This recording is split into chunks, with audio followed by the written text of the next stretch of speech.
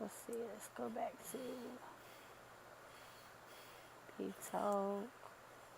Start playing.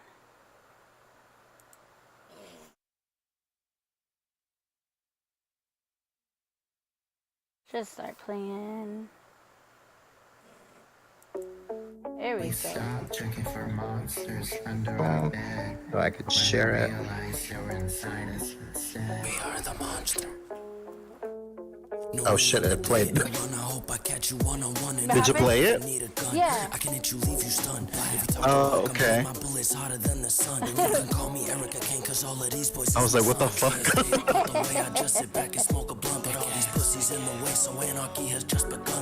Let me share. Taking lives with no refund. Said they was gonna send my grave, still waiting for the day to come. In this chair I'm decomposing, blowing potent, floating. What? I'm sipping potions, these boys ain't got no motion.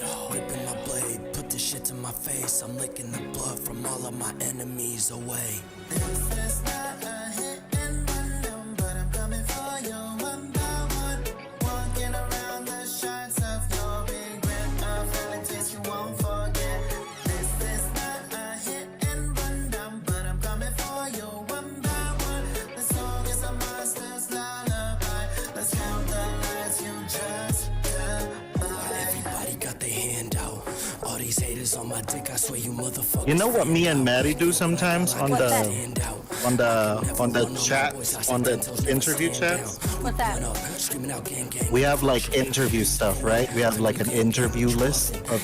You'll see it when you're a guest. You'll see it. We have like a notepad of some shit, and then we put all the interview names in there, so we know who's next. Yeah, so we turned Discord into a walking planner. Hey, that works. That works. I actually have a notebook, and I have different sections.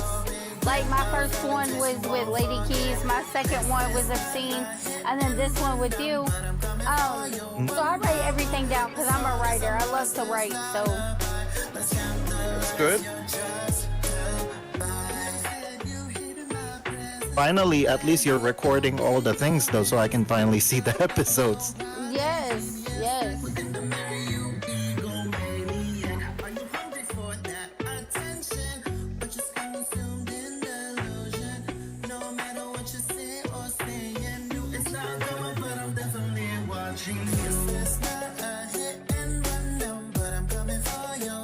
Sorry if I'm quiet. I'm sharing the stream. Oh, no, you're good.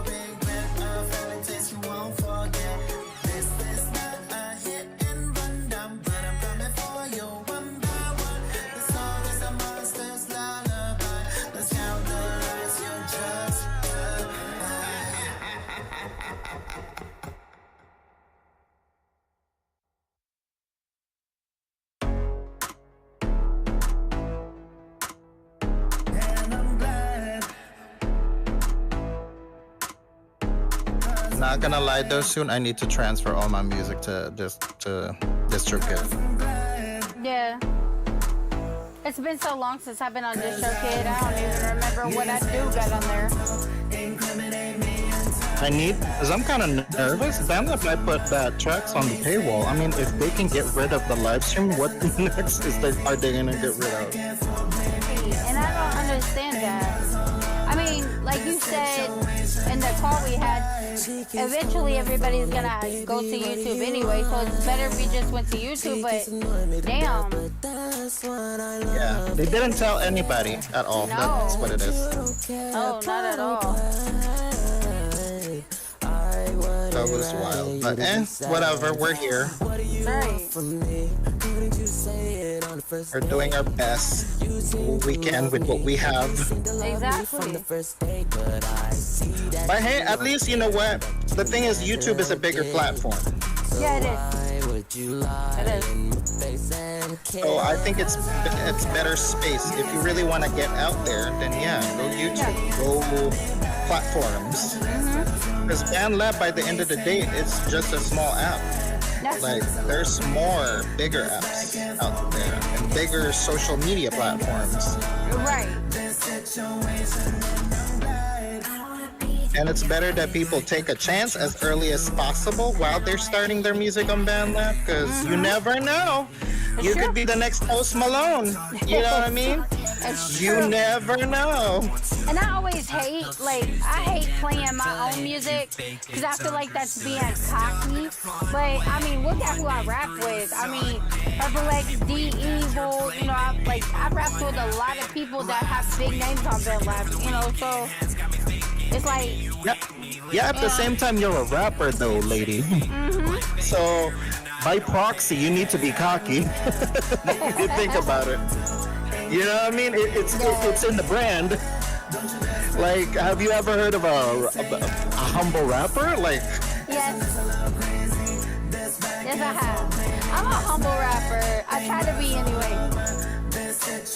And then there's songs I play on mine. I'm like, damn, I really did that. That was really me.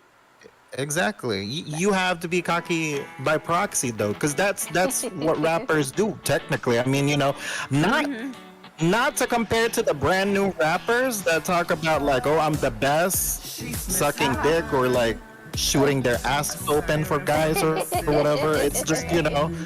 Right. If you think about female rap, you know, from Queen Latifah to MC Light, you know what I'm saying? It's always been like a rah-rah thing, you know? So by proxy, you kind of need to be confident. Hey, Maddie, baby. Hey, Maddie.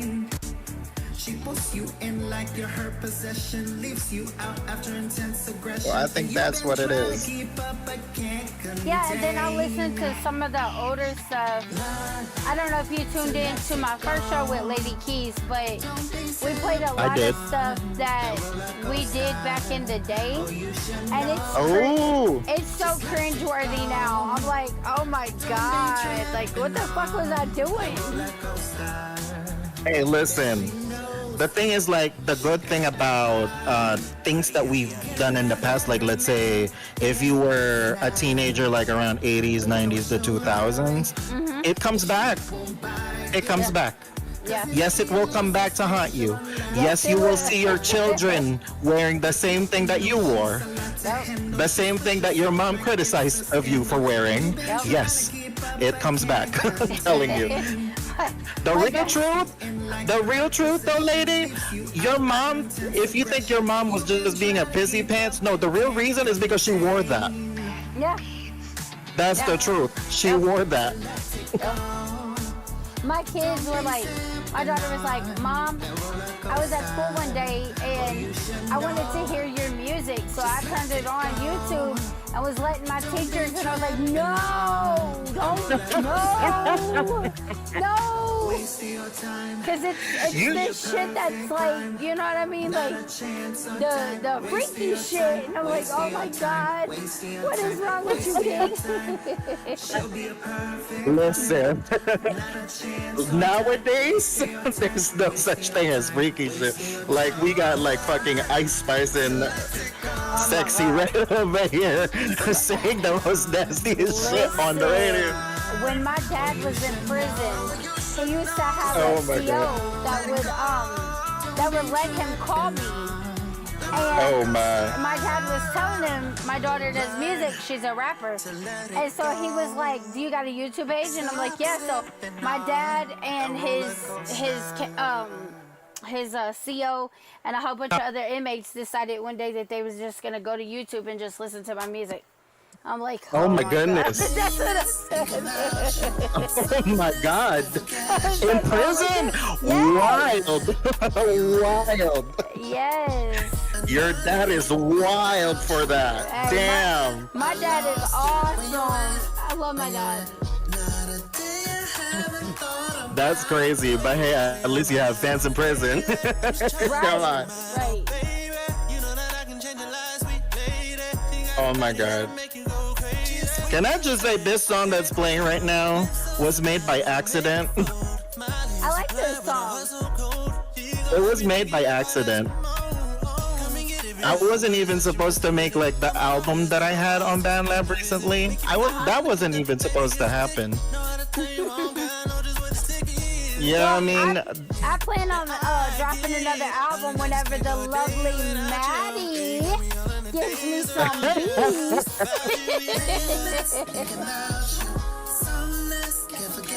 funny thing is, it was kind of her fault why I had like another album.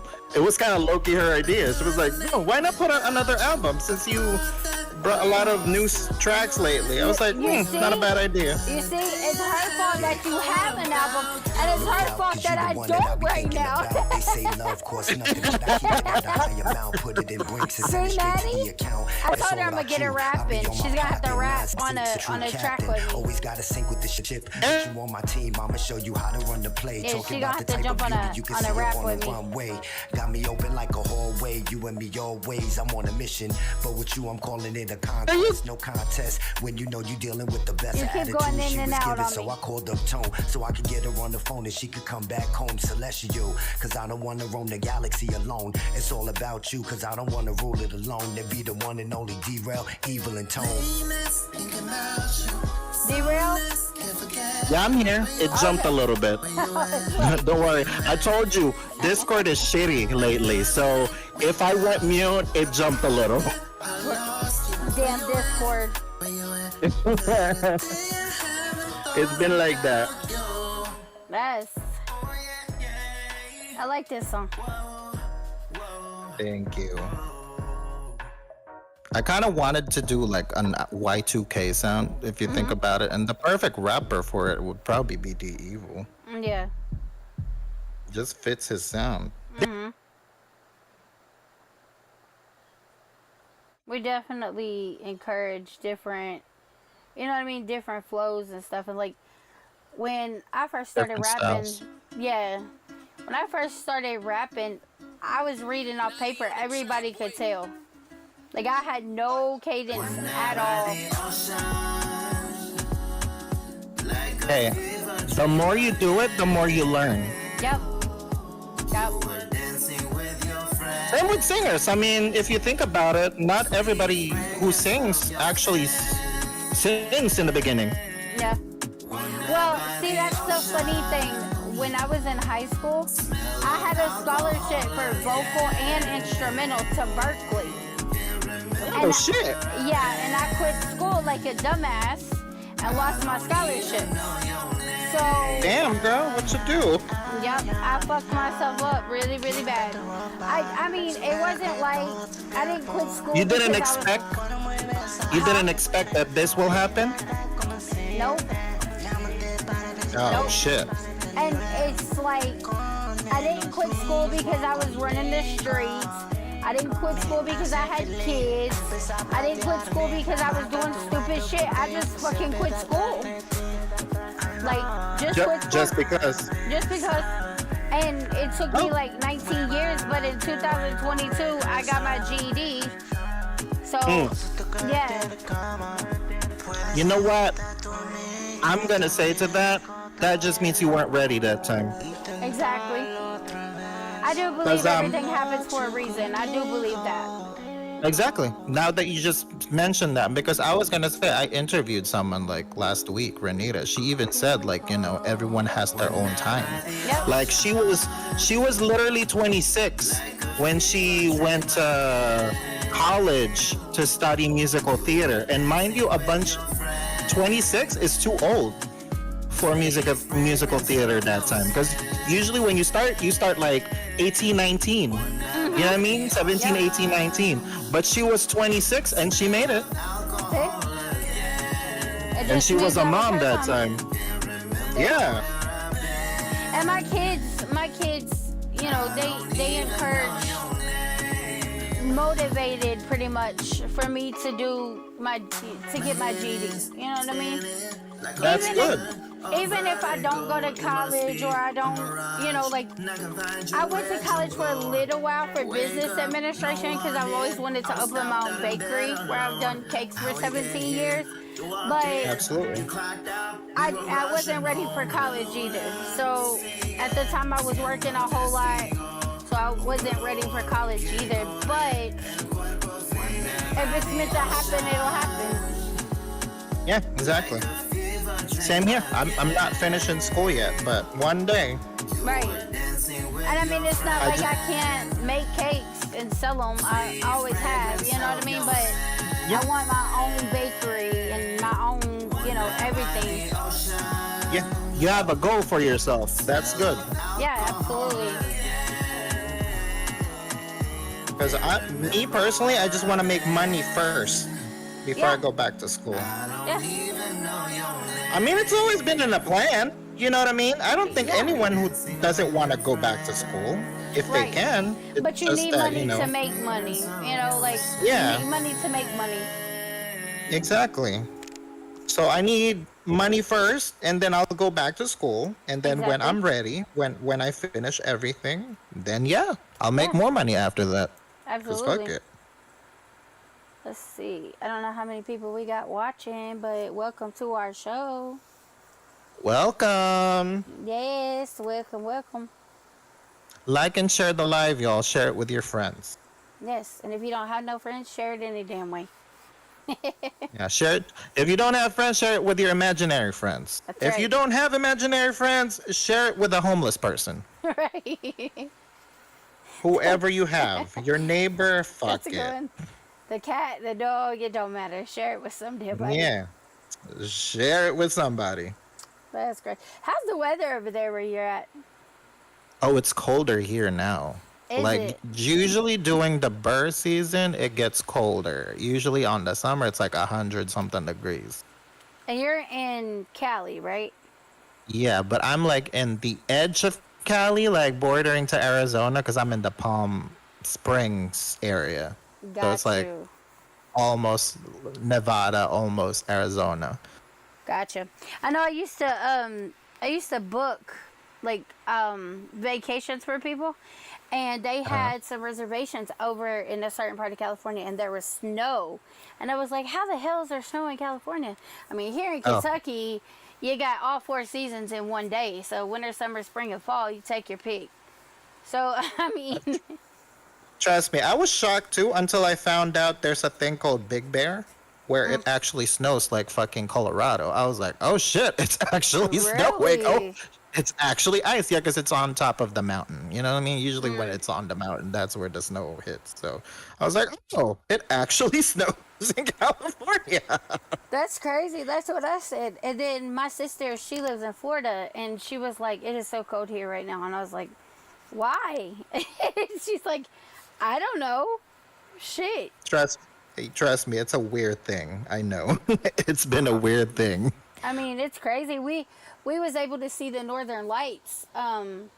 I think it was about a month ago, and I mean, beautifully able to see the Northern Lights, and that's not normal either. No, So it's not. No, it's not. I'm uh, telling you, it's crazy. It's it's crazy. it is. It's very crazy. I'm like, I It's, don't get it, but I I mean, it's mean, beautiful. listen, Mother Nature works in different ways. Yes, I she want to does. say. Yes, she does. I mean, the year that I had COVID, it was December, and that's not tornado season at all. Tornado season is usually February through April, and we had a tornado come through while I was in the hospital. We had a tornado come through Bowling Green, Kentucky, and it Oh, shit. completely wiped like all types of big, franchises out. Like we have the Corvette Museum, and it hit the Corvette Museum, caused a sinkhole in the Corvette Museum, and a bunch of the Corvettes fell in. It was wild. It was wild. Wow. I'm That like, is nuts. yeah, and then I'm in there fighting for my life, and I'm like, all these people losing their life, and like it's crazy. It made me go, damn. You know what I mean? Like, no pun intended, but for real. I was like, damn. I mean, listen, I would be damned too, because the thing is, like, here's the thing. In California, we never experience shit like hurricanes or tornadoes, but there was one time there was a hurricane, Oh, like, damn. scare. in California to a point that it was flooding. Like literally, people were like literally, California like had a panic attack at one point. A lot of Right. people like in some areas were like literally like shoveling sand to put Yeah. in front of their doorstep. I was like, "Are you guys kidding me? It's not gonna flood," and it didn't flood. Because I knew it. It was gonna dissipate. Like, there's no fucking way it's gonna make it here. Because here we Right. always have, like, because we're, like, near the Andreas Fault. Is that what it's called? So Yeah. it's always, like, earthquakes. Like, to a point that you can feel your house shaking. Because I don't know how built there in Kentucky. Here in California, you know how there's like wheels underneath the building and whatnot? Yeah, there's wheels underneath the Yeah. structure. Yeah. They just bury the thing. So like every time there's the earthquake and whatnot, your house is moving with the wheels. Yeah. I think. Yeah. I think We, that's what it is. It's crazy. we actually have earthquakes here too.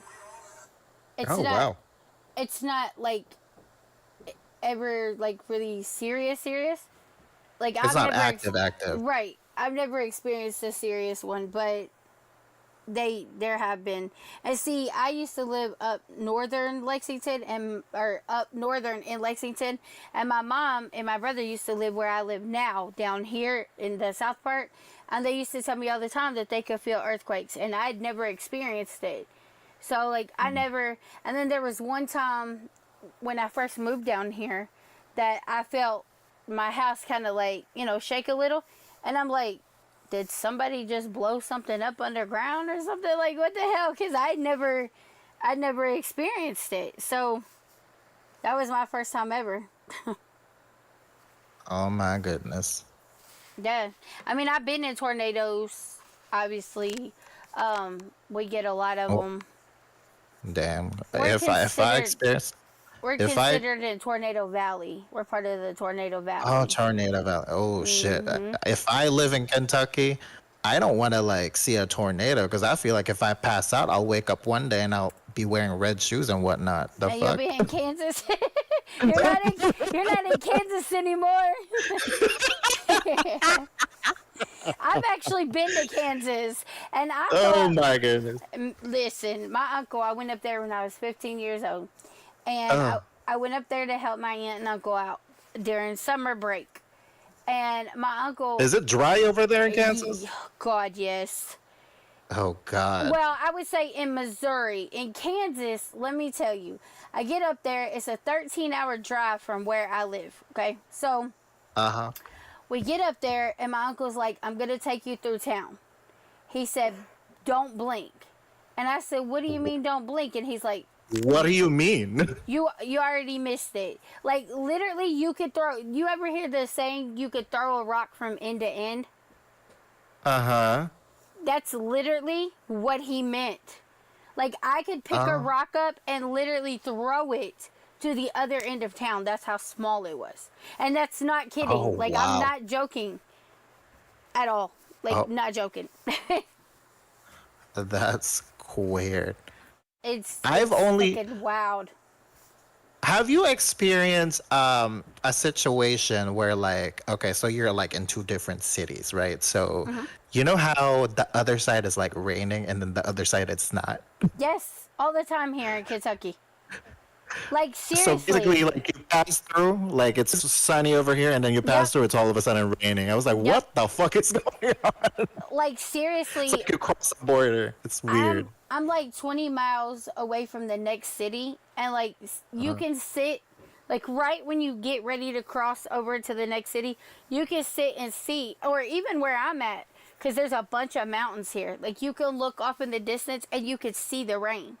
You can smell the Oh rain. You know the rain's coming, wow. but then it's not raining where you're at. It's, Wow. yeah, yep. Yeah, I've experienced that for the first time because, you know, we went up a mountain and it's like two different temperatures. I was like, what is Yeah. going on? And Like see, downstairs, it's hot. Upstairs, it's cold. Like, what? yeah, yeah. Crazy. Yep. And it's like, okay, so my grandmother, I live on my grandmother's property. I have my own house on my grandmother's property, and she lives at the top of the hill in her house. I live at the bottom because she owns like 2 acres of land, so I'm at the bottom. And when you walk from her house down to my house, when you get to a certain elevation, you can feel the weather change. Like, yeah, it happens that quick. Like, up at her house, it's kind of warm, and once you come down to my spot, once you hit a certain spot, it's really chilly. Maddie said it happens a lot in Florida. I've actually never been to Florida, so Yeah, I've heard of that. Yeah, my I've heard of sisters that. had to evacuate when Milton came through because they were right in the line. But once they got home, they were fine. Like, The only thing nothing. about Florida I'm kind of concerned about is the flooding that they have down there. Yeah, It's yeah, crazy. yeah. She said that there's a lot of flooding down there. So, and they, like I said, they had to evacuate because of the hurricane. But once they got to come home, like their house, thank God it had weakened before it got to them, because it didn't like reach their house or nothing. So, yeah, It's crazy. that was a crazy little stretch there because they had the first hurricane, but they wasn't in the path of that one. And then the second hurricane, I guess, was like, all right, motherfucker, I missed y'all that time. I'm coming back this time. I'm gonna get your ass. Zoom! Yes, yes. Yeah. And me, like, I go everywhere. I hate shoes. I hate socks. I guess that's just the country in me. But I wear Yeah. Crocs everywhere I go. I don't care if it's wintertime. Oh, me too. Me too. Me I don't give too. a Trust me. damn. It's also a Californian thing to wear Crocs because the thing is, it's hot. It's always Yeah. hot. Even in the wintertime, it's still hot. Especially where I'm at in Palm Springs. Oh my God, it's the desert here. So, I would Dad, die. listen. I would die. See, I stay hot, so I would die. Yeah. Yeah, that's why a lot of people were complaining about Californians always carrying around those whatchamacallit, like those sippy cup things that you Uh-huh. put your drinks in all the time because it's hot in California, y'all. So we always carry water. What do You you got to. expect? You got to. Got You to. want us to die of perspiration? Like, what do you want? Right. See, I do that here too, whether it's hot or cold. You got to. Ain't Yeah, that- you have to carry a bottle of water. Like, you can't. Yeah, that's the way to survive. And see, Maddie, I heard that up in New York, it gets really, really, really cold. I think we And were it's talking always about raining that. in New York. I think we were talking about that on Case of the Mondays one day. I think Dee and Lex told me that it gets cold. Like in the winter times, it gets like freezing Yeah. cold. Like negative, Like I heard. sometimes down here, it can hit like -1, -2, with Shit. a wind chill. Like the wind chill is like the worst. Just like in the summer, Listen, the listen. humidity. If I had to live in a state where it's negative something cold, I might as well build an igloo outside and Like, fish at Yep. that point. 'Cause Yep. damn, Yep. that see- is wild. Down here, when it snows, like when it like is a really, really, really good snow, they have people that Yeah. actually come out and build igloos. I remember when I was a little girl, because my grandmother's lived here for 38 years, almost 39 years. So Right. when I was a little girl, one of the neighbors actually across I won't say street because we live on a private like lane or whatever. We share with, like, you come up the lane, we're on the left, they're on the right. So when I say across the street, I mean like the road. You know what I mean? Like the little driveway. But they came out and they actually built a dragon. So A yeah. dragon made Yeah. out of snow Yes. and ice? Yes. Huh? And I mean, the detail in it was so crazy. Like, I know people hear of snowmen and stuff like that, but this was a ice dragon, and the detail in it was crazy. Oh my goodness. So you mean to tell okay, let me picture it, right? So you mean to tell me some random man or woman literally wasted their full on hours scraping the thing with a spoon or some shit just to get the details in. Damn, bruh. I don't think I have that much time. I'll be too cold. Shit. I'm telling Were you. they eating the whole entire time? Because damn. I'm telling And I'm Asian. you. I can't even make a fucking dragon. Fuck. Holy moly. Yes. Oh, what's up, Agape? Hashtag Becgape is real 2024. I don't care what nobody say. They're the next Justin Bieber and Selena Gomez shit. And I can't fucking spell. I'm over there trying to say, of course. I don't, of course. Of course. A coos. A That's right. See, Cardi B over here ain't mastered that one yet.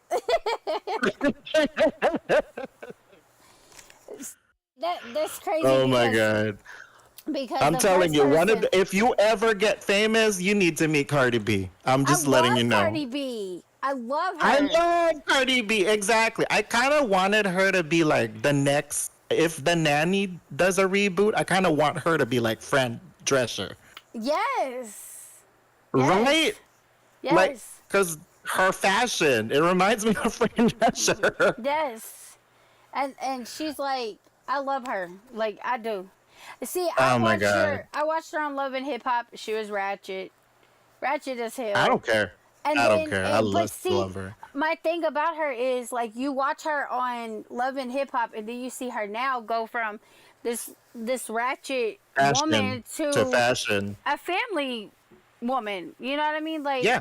You actually see her, you know what I mean? Like, grow up. The best thing much. about her, like, yeah, she is who she is. You know what I mean? Because everybody, I mean, let's be real here. All of us were poor. Yeah. I mean, name one person who's you know what I mean? Except for Elon Musk. Don't cancel me, Elon. But anyways, you know, yeah. Yo, don't cancel the show. But you know what I'm saying? Like, the thing is, it's kind of inspiring to see someone who worked her butt off to get where she's at. Yeah, absolutely. Like, she grind her ass. You know what I mean? Mm-hmm. That's why I'm like, I mean, yeah. Listen, if I have like a small amount of what she has, shit, I'll just sit home and eat. Just a centimilli of what she has, yeah. Yeah, just a nail of what she has. I'll pay for all of my tracks and put it on the platforms. Fuck. Right. So I don't have to work my butt off every single night to get $200 to pay for beats and license the fuck out of the shit. Mm-hmm. And you know, anyway. it's really crazy that she's going through what she's going through right now, because I personally feel like she is a great person. And I mean, like, I've never met her, but you could just tell, you know, that even though she might have been back in the day, like, you know what I mean? She seems like she is so humble and so down to earth now. Now, Nicki Minaj, I'm not a Nicki fan. I'm just going to put that out there. I was in the beginning, but I think that she's too much of a gimmick for me. Like, I really do.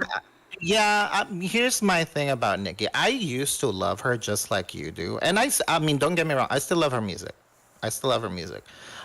But the thing is, like, I separate the music now from the personality, because to me, Nicki is pretty much begging for attention, appreciation.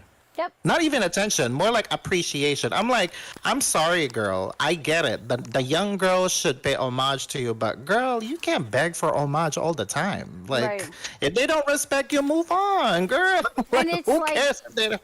It's like she demands it. And I'm like, I'm sorry, but you don't do anything different than any other female out there. In fact, Queen Latifah, MC Light, Yo-Yo, all of them. Like, where's their, you know what I mean? If Nicki were to beg about that, then where's their praise? Like, I have not heard Nicki praise any legend. Well, maybe Lauryn Hill, but the thing is, like, you know, what about the others though that came before Lauryn Hill or Missy Elliott? I'm not a Lauryn Hill fan either. She just strikes me as the type, you know what I mean? Like, she thinks her shit don't stink, and like the Fugees, I love them, and I she's love a the great Fugees. she's a great singer and she's a great actor. But like personality wise, I would never want to meet her. Like No, Lauren is always. Here's the thing: you probably won't even meet her because she's always late to the shows. Apparently, that's what no. I heard about her. She's always 3 hours late. I was like, okay, Madonna, you better be late. Like, damn, Speaking girl. speaking of late to shows, let me tell you what happened. Okay, so my daughter is a Rod Oh Wave shit. fanatic. Like she loves her some Rod Wave. No. Let me tell you, D, what happened. Mm, Her daddy got her tickets to go see Rod Wave this Sunday in Lexington, Kentucky, and this motherfucker wants to cancel yesterday.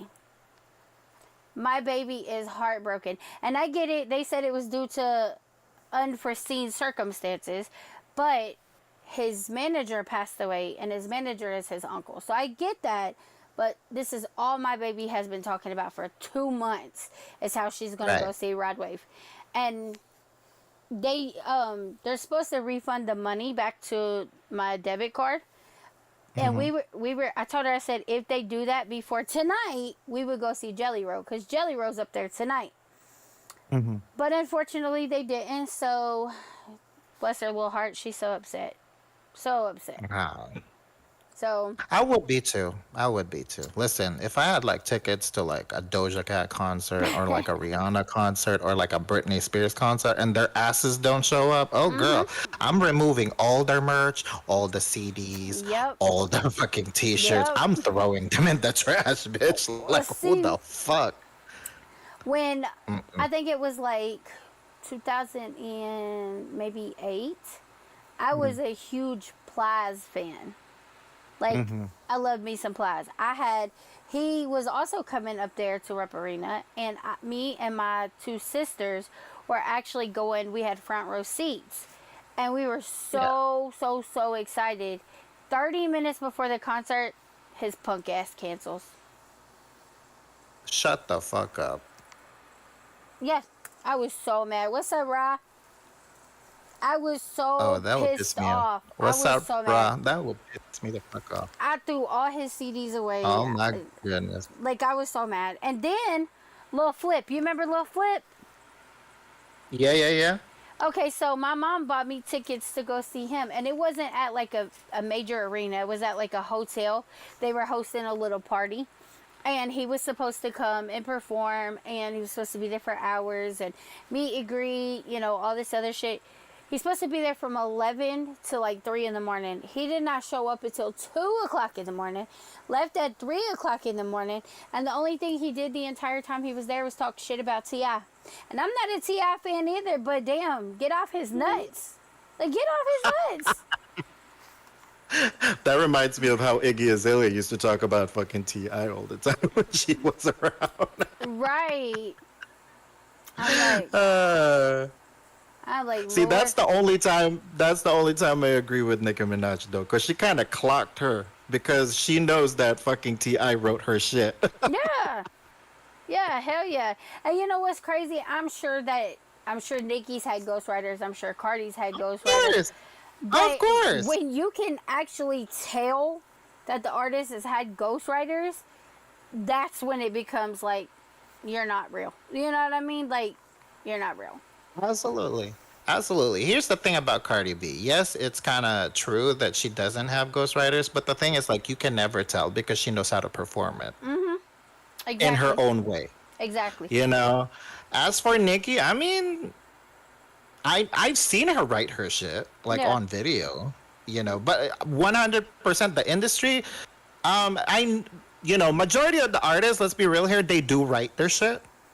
It's impossible that no one writes their shit. It's just the mere fact that sometimes once you're like super famous, you wouldn't have time. Exactly. You wouldn't have time to write sometimes. Right. Like, because you will be on tour. Yep. Half of the time promoting your ass. So like, how the fuck are you gonna write a full album? Of course you're gonna need help from some other people. That's why when you look at their their songs sometimes, it's not just them on the writer's credit. It's like 10 million people in there. Exactly. And then 10 million people produced it. Because I'm like, that kind of bothers me, though, if 10 million people produce the beat. Like, so what do you mean to tell me, like, this person did the intro and then this person did the verse? And This then one this did person the did the, this like, one you did know what the I mean? drums and With this one the, did, yeah. right, with the beat. So I'm just confused. Like, why is there so many people on there? Exactly. Exactly. But I mean, I guess you got to give credit to everybody, or else there's a Of thing course. called lawsuits out there now. Everybody wants It's one. yeah, 100%. That's why, the thing is, like, sometimes I kind of feel bad for the artist, because if you think about it, if they don't write the shit, they only get the money from performing. That's the only Yeah. way they're gonna get, like, the payback, because majority of the time the royalties go to the people that wrote the song. Yeah. And Yep. sometimes those royalties are like 10% of what? Yep. Yep. What the all sum up is. And sometimes when you're performing live on stage too, you only get a few, because sometimes the label paid for the whole thing. You only get like 20% of the pie chart when you're performing, because they booked it, because Yeah. you're in a label. So Yep. it's crazy to sign to a 360 if you think about it, because And what's it's crazy is here in Kentucky there was a group called Cash Flow Cartel, and I was a part of it. uh, And it was just uh, like a bunch of like local artists out of Lexington, Kentucky. It was run by this guy. Won't say no names, but it was run by this guy, and he had a shitty business attire altogether. My brother-in-law was in the group, and so he kept saying, yo, we need this, and they're like, nah, we ain't got room for nobody else right now. We need to get our artists on key, da da da da da. And then I'm like, all right, fuck y'all, I don't need y'all. It is what it is. So I told him about himself. I was like, you keep saying this, you keep saying that, and then you want to tell me, this, that, or the other. And so I go to pick him up one day, or go to pick up my brother-in-law one day, because they had a meeting. And yeah. their A&R comes out to the car, and he was like, Bando. He's actually on Band Lab. He was supposed to be my third artist, my third interview. Okay. So Uh-huh. he come out and he was like, yo, I've heard your music, like, you're dope. I'm about to tell him, we need you on the team, whatever. And I'm like, all right, bet. So it just so happens that the only female at the time in the squad was trying to get me in there. And they was Okay. like, he was like, listen, I'm not bringing her in, not right now, so just stop or I'm gonna put you out. So they wanted up putting her out of the group because she was going so hard for me. And then me and her do a song together. And then all of a sudden he hits me up on Facebook and he's like, how you gonna do a song with her? You supposed to be down with us. And I'm like, hold the fuck up. Who said I'm down with y'all? You didn't want me. So now that I'm making moves and you're hearing my talent for real, now you want me on the squad? Like, what the fuck is wrong with you? So then That's crazy. yeah, my brother-in-law's like, come on, like, I'm talking to him. I was like, and I told him straight up to his face, I don't want to be a part of your stupid ass group. Like, you are not a good manager. You are not a good promoter. You are not a good anything. So, needless Why to would say, they separate the two ladies on the squad? That's crazy. That kind Listen. of reminds me of like that time that remember that story about Cash Money when they're trying to sign Lil Kim and they fucking pushed Nicki Minaj and then kind of like pushed Yeah. Lil Kim out. yep. That feels like that. So Yeah. I'm just like, why can't two ladies that are female MCs be in one label? I'm confused. He said at the time he didn't feel like I had confidence enough in myself to, and I mean, it could Well, have been she can true. help you. Exactly. Because I'm not the type of person, I don't feel cocky about my music. I don't feel, you know what I mean? Like I was just telling you, like half the time, like I don't play my own shit because I don't want people to think that I'm cocky or that I'm full of myself. So I'm the type, like if I do a song and you see something that could have been better and you hit me up, you're like, yo lady, I heard the song is fire, or I didn't really like it because, like, I have no problem listening to criticism. So if he would have just gave me the chance, then I could have, you know what I mean? I could have worked with all the artists, and I'm not Yeah, even gonna absolutely. lie. I'm not even gonna lie. This is not me being cocky, but my brother-in-law, I was better than him. There you go. Like really You, better than him. as honestly as you should take criticism, because it will only make you better, to be honest Exactly. with you. Exactly. And as far as I'm concerned with the women thing, like they try to separate here's the thing, like if you look at modern hip hop right now with all the females, there's like different styles. Mhm. So I'm pretty sure they can have two females in the same management. Yeah. Just don't put them in the same image. So in that way you can promote them Exactly. both. Exactly. Because we You definitely know what I mean? we went to, okay, so in Lexington, Kentucky, there is two libraries up there that actually have recording studios in them. Yeah, and they have green rooms. So if you go in and you record a song, you could actually make a video in the green room. And so, Oh shit. yeah, so it was, thank you, Ra, thank you. So, we went into the studio, me and Lyrica, which is her name, Lyrica. So we went into the Yes. studio at the library and we recorded a song and played it. And they was like, "Oh, she's fired, she's fired." And I was like, and Lyrica's like, "I've been telling y'all she's fired, but now you want to listen? Now that I'm not in the group anymore, you want to listen?" So we go through all of this shit. And I'm telling him, I'm like, because he wanted $25 a month for studio and video time, which is cool. Which is cool. Mhm. You know what I mean? Like it was cool because if we're getting studio time, we're getting video time, like $25, that's not bad. You know what I That's mean? cheap. Yeah. Right. So, and he was paying for studio time. He was paying for all studio time. But when it come to me, I never got studio time. I never got video time. So finally I told him, I was like, I'm not signing your contract. I don't want in it. I don't want in it at all. So, but he had come to me one day because I had a beat and I had wrote to the beat. And there was a artist on our squad named Zone. He went by Zone. And he was a bad motherfucker, let me tell you. He was fire. He was probably the nicest in the squad, to be honest. And he told the guy, he was like, "I want to work with her." And he's like, "The beat is fire." And I paid for that beat. I had a friend that does beats, and I paid money for that beat. So he meets up with me, the CEO of the company, meets up with me and is like, "Listen, Zone wants to work with you, but we want to know, can we take this beat and have him write a verse and have him perform his verse at this show we're having?" And I'm thinking to myself, like, it's my beat. He's fire. I really want him on my beat, so why not? And then when they tell me that they're taking me completely off the beat, Zone was like, "I'm not doing that unless she's okay with that." And of course it tore me up because I'm like thinking I'm getting ready to work with him and he's fire, to them taking my whole entire beat that I paid money for away from me. And so I was They so upset. they should pay you for that beat then. They should have. They should have. But at the time, like I wasn't smart about this shit. I was only rapping on BandLab because they wasn't giving me studio time. So then once It's I wild. left, I went off on him and I told him he could shove his label up his ass. And I left, but I paid for my own studio time because the guy they was paying for from the studio. I called him and I was like, "How much would you charge me for studio time?" And he's like, 20 an hour, which is not bad. It's Not really bad. not bad.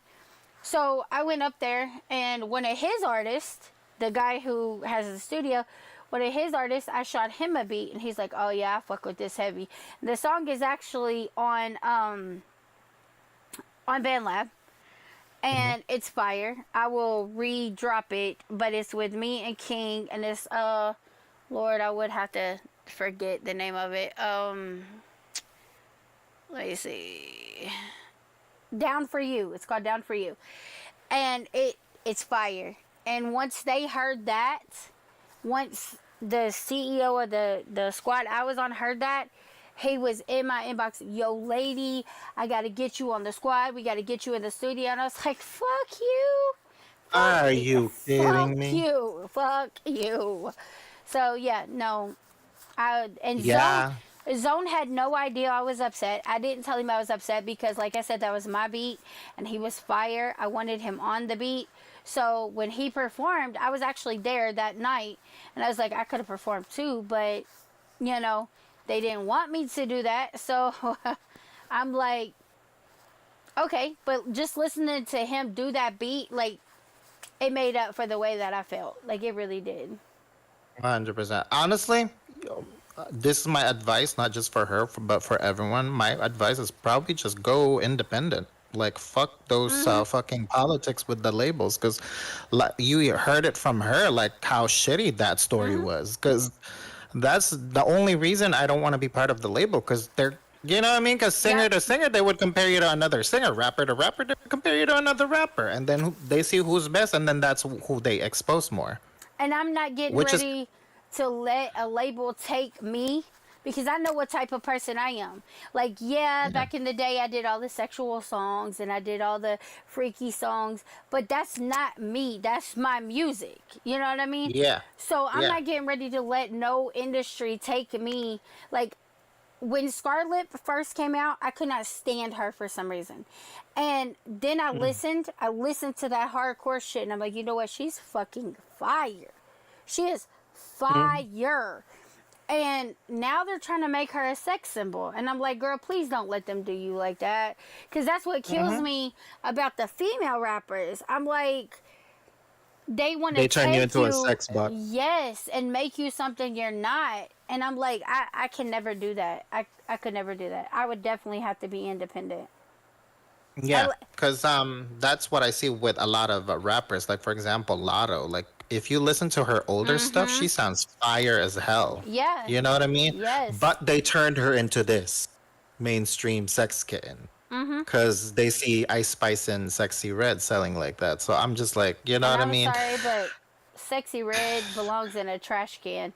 For those of you guys who are fans of hers, I am sorry, but that girl does. She needs to.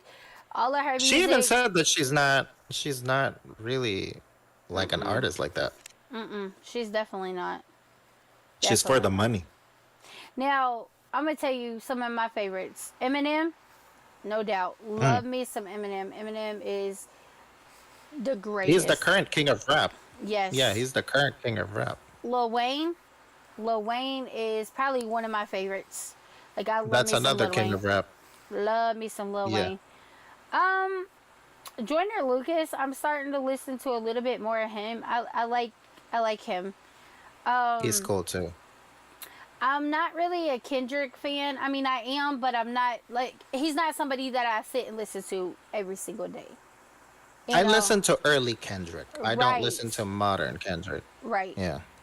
J. Cole, Because modern Kendrick is like dissing Drake right now. Well, I don't like Drake, but you know what I'm saying? I Like, I can't feel stand like Drake. if you just make a song for dissing Drake, it's just not. Yeah, like I don't know. why waste your talent? Like I don't know You're if you way better tuned in- than him. You know what I'm saying? Right. Yeah. I don't know if you was watching Case of the Mondays this Monday, but when we announced the winners of the contest, guy got butt hurt and decided he wanted God. to start running his mouth to Purple X and me, and now he's dropped the diss on me, Purple X, and D Evil because I told him, I said he's supposed to be D Evil's friend in real life. Oh, I my. believe, Okay. if I'm not mistaken. And Uh-huh. I'm like, okay, dude, so you was in the show, you heard what Lex said, you heard what I said, and I know you heard what D Evil said, but you cover Lex and me? And I called him straight out. I was like, so I don't see you going at D Evil. Oh, well, D Evil's my friend. Okay, so he's your friend, but yet he's backing up me and Lex. So how is he, you know what I mean? Like, you're just a pussy. Like, you're just scared. And see me, this is my thing, okay? When I first joined BandLab, I was in a Yeah. bunch of different bands, not at the same time, but a bunch of different bands, and I was always the most loyal in the band. Like, I don't give a shit what the situation was. I was jumping out the windows for my bandmates. I don't give a shit if they was right, if they was wrong. Like, if they had beef, we was going to war, I was on the front fucking line, okay? So, Uh-huh. so when you come at me because you feel like, okay, so I'm just gonna go ahead and put it out there. So in Hellfire, it's usually D-Evil and Purple X, like that's the dream team, and I'm right under that. Like it's the three of us at all times. Like if D-Evil's got war, me and Lex are there. Lex got war, me and D-Evil's there. I got war, they're there. So we got each other's back. And Maddie, she don't rap, but she sure will be popping her shit in the comments. Like you got Maddie fucked all the way up. Like Maddie she'll be there. She pops out too. You know what I mean? So Absolutely. Yeah. It's all of us. So It's a family over there. Yeah. exactly. So D-Evil was in a beef with somebody. I can't even remember who it was. It might have been Nia Fox, actually. And this guy, mind you, me and Lex are always the first ones to pop off. Like, if D's got beef, we are always the first ones to pop off. So, me and Lex was chilling while all this beef was going on. Like, we didn't even have a clue. You know what I mean? Like, all of a sudden, it just, you know how D-Evil is. He just pops up. And he's like, bam, there's a diss track for you. A diss track for you. Everybody get a diss track. He's like the Oprah when it comes to dissing. You know what I mean? You get a diss track. You get a diss track. Exactly. Exactly. So, D was like the Oprah Winfrey of Band Lab with diss tracks. So, I hear this song, and I'm texting Lex, and I'm like, did you hear this? And he's like, yeah. So, D-Evil's doing his thing. And I'm always like, listen, I'll get the females.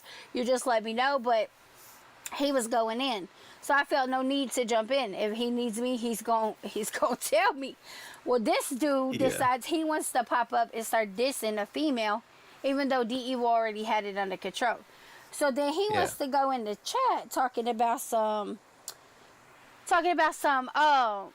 where the hell is everybody else? I'm up here and I got D-Evil's back and this, that, the other. And honey, I went slick the fuck off, followed right behind Purple X.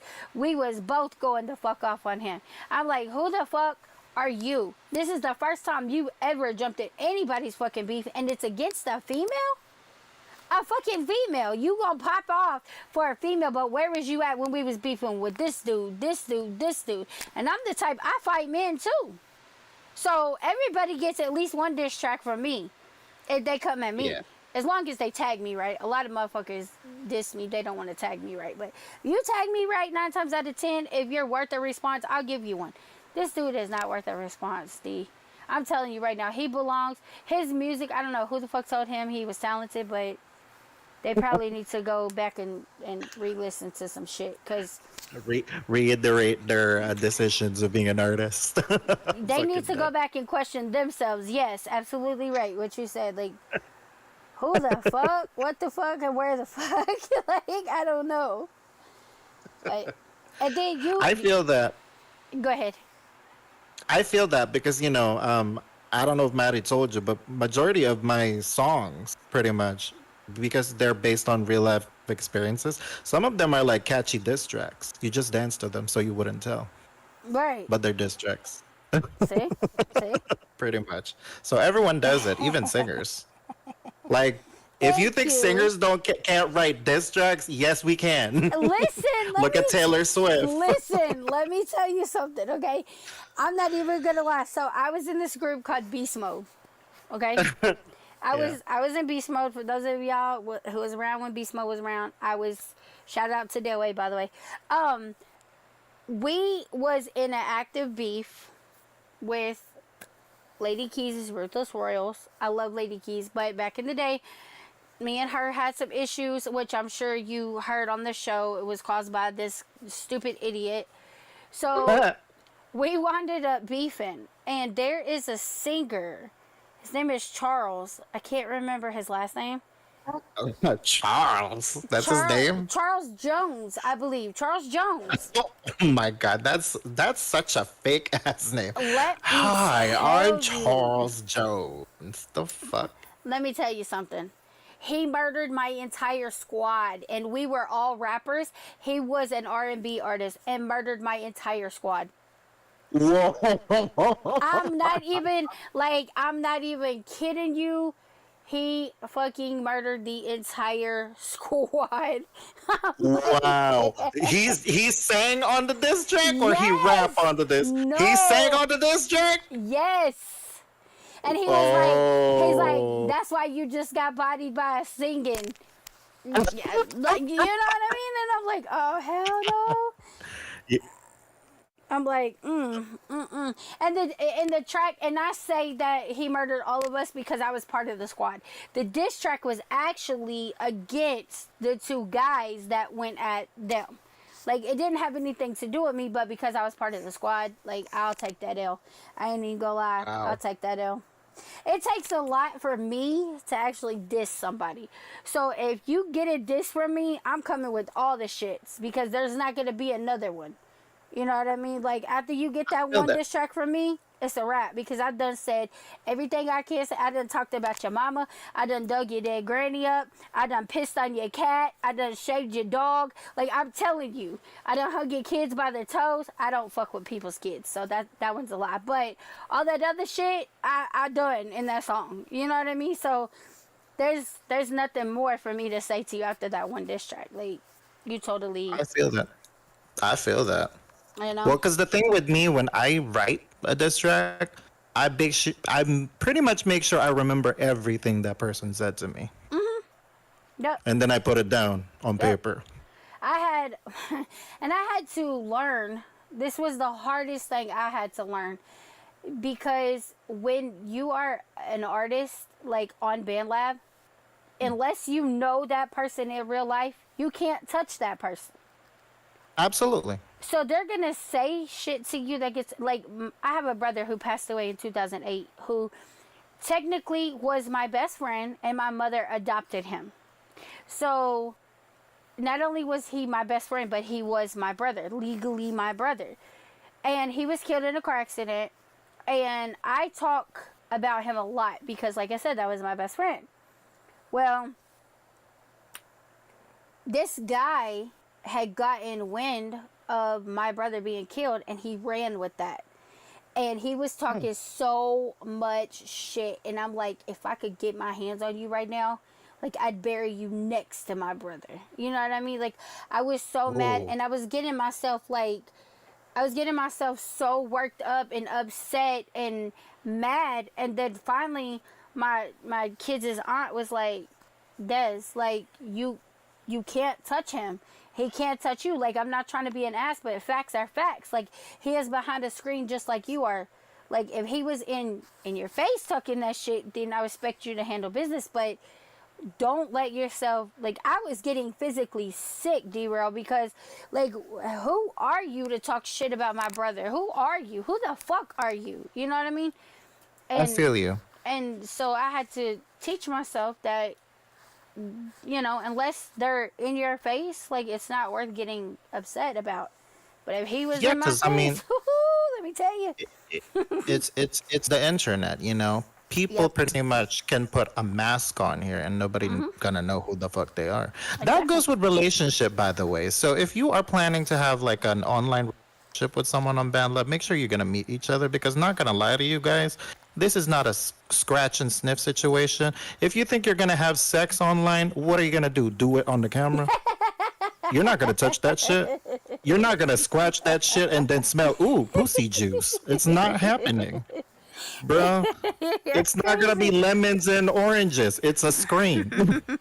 Right. So go get yourself a ticket. Listen. They're gonna go get some fucking Febreze and some paper towels and ooh la la. Yeah, like ooh la la Wi-Fi. The fuck? Right. Yeah. Jesus Christ. So like I said, you know what I mean? It's online. Everyone can fake whatever the fuck they want. I'm sorry, y'all. I know. I'm a little PG rated right now because that's how I am. Hey, listen. I'm nasty as fuck. You say whatever the fuck you want to say. This is my show and who the fuck needs a filter? A coffee pot needs a filter, not my mouth. No, not right now. Absolutely not. I told the lady at one of the stores I went to today, she's a store manager. She's fucking amazing. And she's like, what are you gonna do when I put my 2 weeks in? And I was like, what the fuck you talking about, bitch? You ain't going nowhere. She's like, no, really. And like, she was really telling me that her district manager was accusing her of not having a clean store, and they got the highest sales, and the way she interacts with her customers is amazing. And I'm like, you know what, give me the number to corporate, because I will call and I will tell how great of a job you're doing. I said, and then I'll hand him his ass. And she's like, oh girl, you'll get me fired. I said, fuck that shit, I know how to be a professional asshole. And she was like, I like that. I like that. Yeah, I do. I could be a professional You better asshole. tell her that. The fuck? Man, I can be a professional asshole, but I'm still gonna be an asshole. So, you know, Oh my god. gonna Yeah, I definitely, feel you. yeah. Like you can't talk to people any type of way and expect it. I said, please tell No. me. She was telling me, I said, please tell me you defended yourself, and she's like, I tried to, but he told me to shut up. I said, to your face? She's like, no, on the phone. I said, oh, if I was you, I'd have walked out. I would have went wherever he was. I'd have punched him in his shit. And then I would have came back and did my job. She's like, well, he's trying to make me quit. I said, don't. As bad as it might get, No. don't make him quit. Let him fire you. Because then he's going to have to pay you because he fired you. Exactly. And then he's going to realize that ain't nobody going to run this store like you. She is one of those managers, like, she's so prideful in her store. I never see the woman with a day off. Never. Not gonna lie to you, I probably would end up like that one of these days. Because not gonna lie, it's the different story though. It's a my story is gonna be different though. I love money. Yeah. Yeah. That's the only difference. I love my family, but I feel like I love money more. Right. You know what I mean? And I mean, there's I nothing mean, wrong with that. I love them, but the thing is, like, Christmas, Thanksgiving, those holidays, they're amazing and whatnot. But my mind is at like fucking beaches, Yeah. fucking, Right. you know what I mean? Right. Things that I kind of want to see. Yeah. And see, like, I have 2 kids. And before I had my kids, it was a, fuck it. It's Christmas. Who gives a shit? Always volunteered to work on the holidays. And then after I have kids, it means a little bit more. You know what I mean? Like, home with the family and spending time with the family, and like, my kids, their father lives in a different part of Kentucky. So some holidays, and we co-parent very well. There's no drama. There's That's no good. bullshit. That's So good. during the holidays, because obviously my children live with me, so during the holidays, as long as they are comfortable and they want to go, I always let him and his girlfriend take them. Like, I always Yeah. let them go up there if they want. Now, my kids are 11 and 13, so they can actively voice where they want to be. So Yeah. they tell me, I want to be here on Christmas, then they're here on Christmas. They'll go up either the week before or the week after Christmas. You know what I mean? So, and then we get with our schedules, and then, I'll take them to him, or, so it's all about. And then in those times when they are gone during the holidays, like, I don't really care. You know what I mean? Like, I'm like, long as they're having a good time, like, I'm going to sleep. You know what I mean? Like, fuck that shit. I'm going to sleep. So it is what it is. And like the holidays, like, I think I told you last week that we just lost my adopted mom. I- The I'm sorry. The 27th. Thank you. Yeah. She's definitely in a better place right now. She had diabetes, which I as well have diabetes, and Same. she had a lot of health problems that caused her to pass. So, that actually happened. She passed the day before the anniversary, the 16th anniversary of my brother's car accident. So he had a car accident October 28th, was on life support until November 4th. He passed. So the holidays aren't my big thing anyway. Like, I'm not for the holidays. Like I said, if it wasn't for my kids, I probably wouldn't even celebrate the holidays. I'd just sleep through the damn things. Yeah. But it I- is I'm, what I, it is.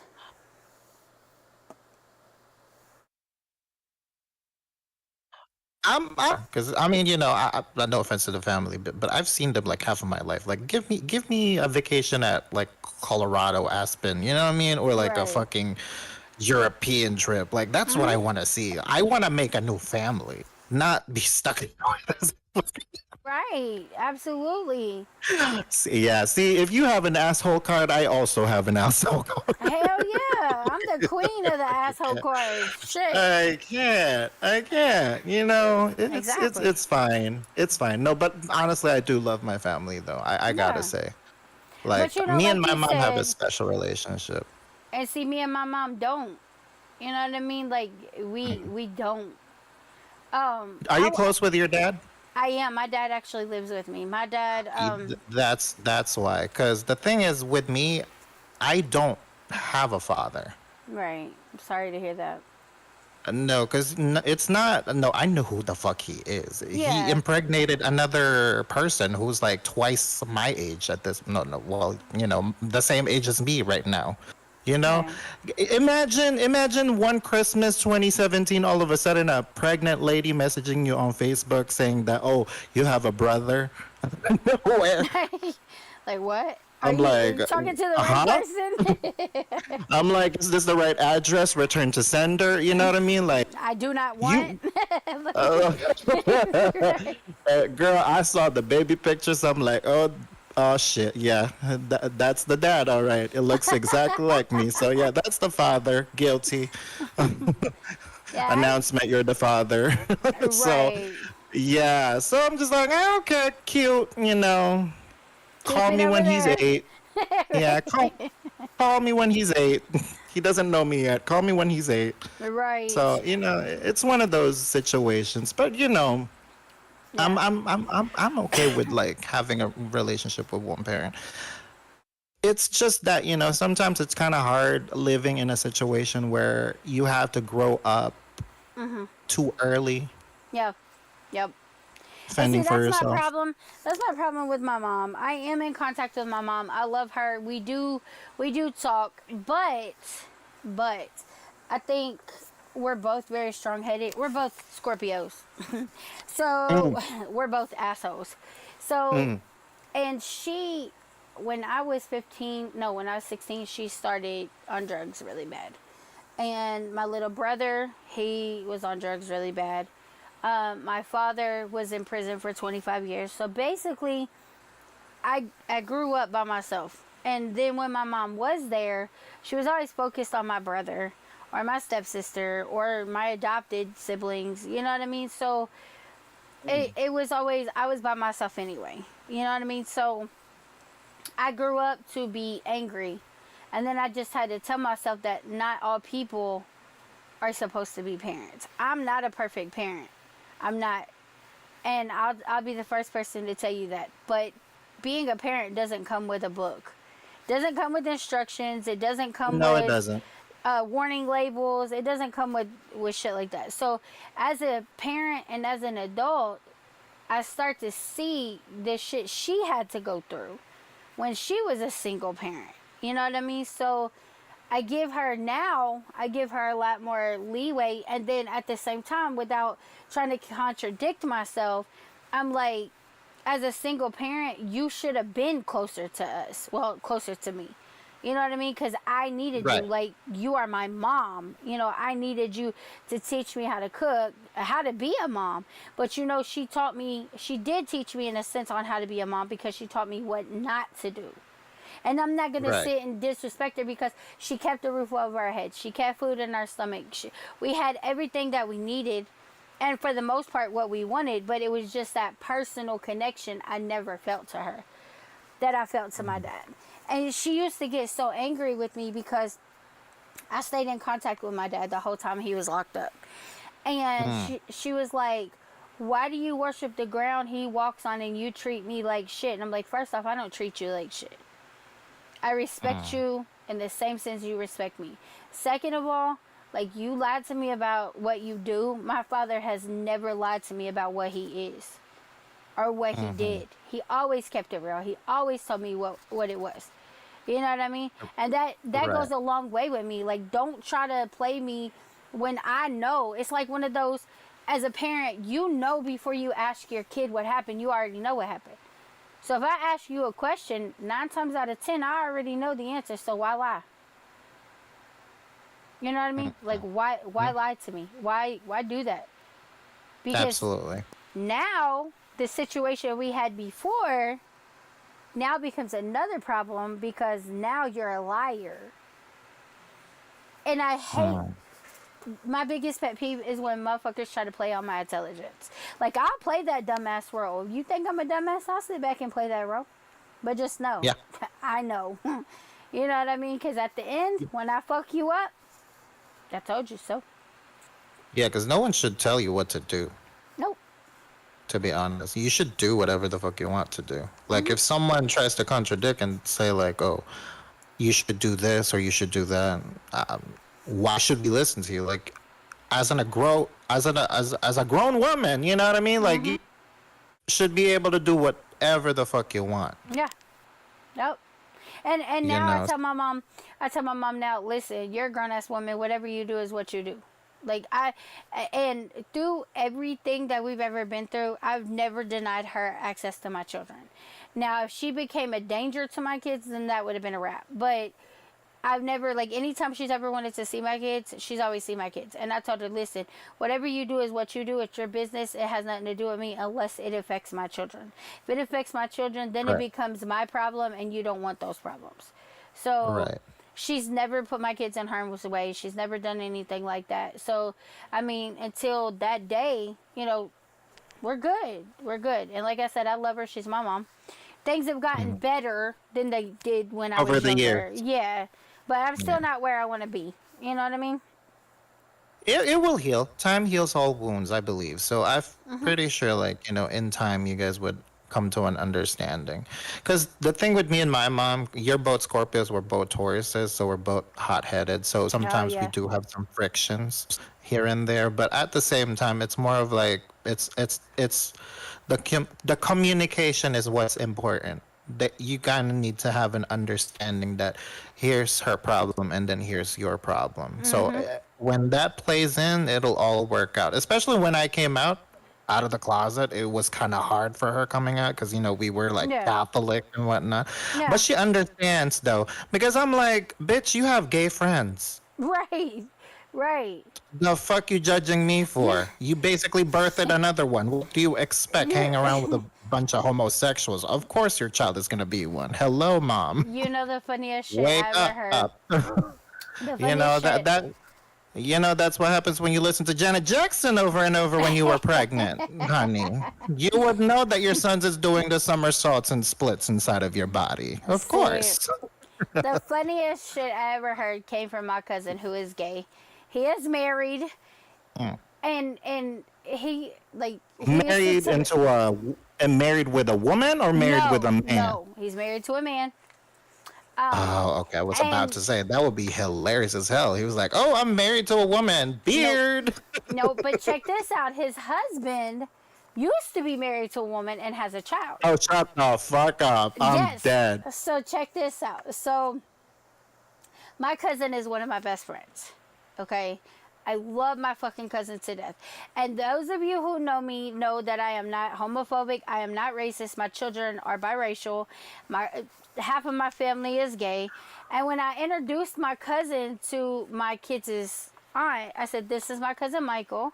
And she looks at me and I was like, "Yes, he's gay." He goes, honey. I'm not gay. My husband is gay."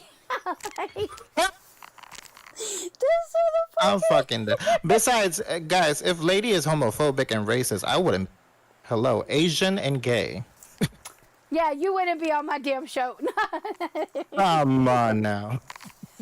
Nah, hell no. I would never. And that's another problem I had with Nia Fox. She tried to pull that card that I was racist. And then, check this out, D-Rel. She said I'm racist, but she posted up a picture of me, my daughter, and my baby's daddy, who is African American. So you are posting pictures of me, my child, and my African American baby daddy and trying to call me racist. I'm in hellfire with Puerto Ricans. A bunch of black and Puerto Ricans, yeah. Like, really? Yeah. Like, Seriously? It Yeah, makes folks, it makes none no of the sense. people in hell, none of the people in hellfire are homophobic, by the way. Because if they are, I mean, do you think I would be friends with half of them? Hell no. Hell no. I Come don't see on no now. color. I don't see no religion. I don't see no race. I don't see no Exactly. sexuality. If you're good people, you're good people. And it doesn't matter Exactly. who the fuck you are. I got Native American in me. So like Oh, that's cool. I hate nobody. And if I did hate anybody, I'd hate everybody. You know what I mean? I'm not a people person. I'm really not. Like, when I say that I'm Same. bipolar, all that shit I say on Case of the Mondays, like, I know it's meant to be like a joke, but it's serious. Like, I'm seriously bipolar. You know what I mean? So I don't like nobody. But if it come down to individually, I'm not gonna be like, oh, I don't like you because you're African American. Oh, I don't like you because you're gay. I would never do no No, shit no, no, like that. no, no, no, no. Never. That's gonna be a wild ass statement. You know what I mean? Because Yeah. the thing is, like me personally, I feel for you because I'm antisocial as hell. So I hate people. I know a lot of people are gonna be like, what? But this is how you act on Damn though, or your solo streams. Guys, I'm putting on a show. So if you come to my DM thinking that I would be like this, giving you the same energy, it's not gonna be that. No. Fair. No. You know, but with friends, yeah, of course, I would act accordingly. You know what I mean? Because Yeah. it is what it is. You know, it's based on comfort. And I got a small circle, and when I say small, I mean it's so small that, you know what I mean. Like it's like a pin dot. You know what I mean? Like Well, it's outside of same. family, I probably got maybe 3 friends, 4 friends that I actually consider friends. Everybody else is associates. You know what I mean? Like, Yeah, the only friends I got their phone numbers and their social media account, you know. And then if we're talking about band lab friends, I mean, no offense to the bands that I'm in, if you're not on my Discord server, then we're halfway friends.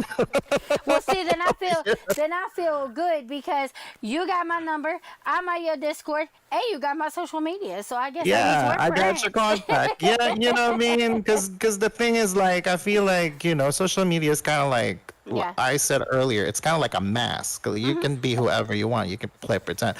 But the point, if I have your number or your social media, I can, like, peel off the mask. I Yeah. can see who you are. Yeah, absolutely. Yeah. Yeah. So I'm Absolutely. like, you know, it's Absolutely. a different story. Yeah. I'm gonna play some music, some more dope ass music from your playlist you sent me, and then when we Oh, come shit. back from the music, I got some questions for you. All right, let's go. Let's hit it. All right. Well, let me find where the last. Do I go one- on mute or? No, you can stay right where you are. Okay. Let's see. It usually tells me which one. Okay, there we go. I'll say it usually tells me which one I left off on, but Oh my God. Speaking of diss tracks. okay. Auto-tuned bitch. Now you. Shout out to the producer who tries to tell me to write a fucking drag song for them. And saying that I'm not doing much. So I hope this does much of an anthem for you since you want me to write an anthem.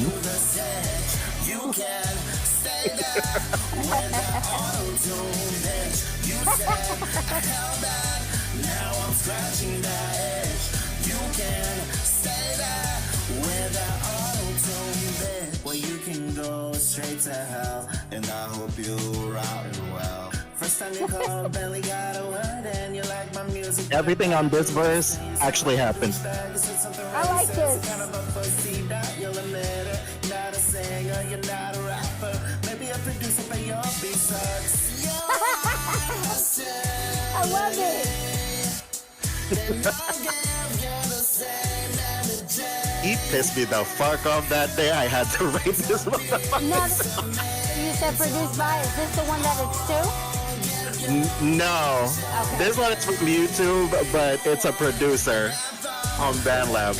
I'm not gonna name names because I don't want to embarrass him, but he's well known. Shit, I be saying names. I don't give a damn. You know me. I say the name. Fuck it. That man. Had You the want your- motherfucking nerve. You want your 5 minutes of fame? I'll give it to you. Listen, that motherfucker called me, right, with this song before, when I was writing this. Before I was writing this song, he told me, like, oh, you should write an anthem song where race and homophobia, everyone is welcome. The LGBT is welcome, race is welcome. So I write on his ugly ass beat, right? So he was like, it's a little bit lacking on your singing. I was like, damn, this person's a voice teacher now too. And I listened to his shit. He can't sing for shit. I'm like, the fuck? Trying to tell me how to sing. Fuck that shit. And then invited this auto-tune motherfucker who has a problem with me back to their band, claiming, because apparently this bitch was crying to him, saying, oh, this person has a problem with me or whatnot, saying, then he had the nerve to ask me if I'm gonna start shit. I'm like, I'm the less problematic person on BandLab, and you're asking me if I'm gonna start some shit with your fucking band. Right. Fuck you and your band. And then he fucking had the nerve to call me Indian. He said, oh, you know, when I told him, no, I was Filipino. And then he said, oh, I thought you sound Indian. I was like, you look Indian. I was like, what? You call me Indian? That always confuses me. Because when people say Indian, there's the Indian, like the Eastern Indian, and then there's the native. Yeah, not the native, but, you know, the one with the red dot on your forehead. Indian. You know what I'm saying? Listen, I was trying to be nice, okay? That motherfucker said I look like an Indian. I'm like, no offense to the Indian. I love their food. I love their people. I love their men. I love the man's dick on India. But, bitch, I'm not Indian. Like, calling another race is like saying all Hispanic Latino people are Mexican. Like, what the fuck? Right. Yeah. It's like calling a Puerto Rican a Mexican or vice versa. Yeah, and then he'd be saying some homosexual shit in the fucking underlining messages too on that call. And you can't even get your word in on that conversation. I'm like, what the fuck? Like, who put like a motor oil or a motor boat on his fucking mouth or whatnot? Like, why he speeding like a motherfucker? Right. Yeah. Swear. People need to like relax on what they fucking say. Speaking of Indian songs, there you go. Here's one. Me pretending to be one. For one day. Since you called me Indian, here you go, crybaby. For you. I still can't get over what you call Angie. Oh, you mean albino? Yes. Albino hairless yeti? Fuck that hoe. I still That's got another it. motherfucker. Albino hairless If he hears me, I don't give a shit if she hears me. After the shit that she says about us, oh child, I am not nice anymore. I Yeah. never liked her anyway, and I never had an interaction with her. I could just Listen. tell that her energy was off. Please, Yeah, and please, she has a Angie fucking Nero. Colombian. Please She has a compliment Colombian me. friend. She has a Colombian friend who's literally white as snow. She literally looks like Snow White, but says the N-word. Oh, hell no. See, I can't stand that shit. And like I Says the said, N-word. my Yeah. children's father is African American, and I still wouldn't say that. Never. That's okay.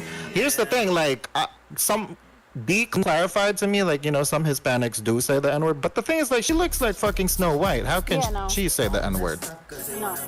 Like, she is literally whiter than my wallpaper. Right. Yeah, no, Like, I if you don't. put her next to my wallpaper, she would disappear. The only thing you're gonna see is her hair and her clothes. That's how white she is. See. Who is this? But she says the N-word. This is D.H.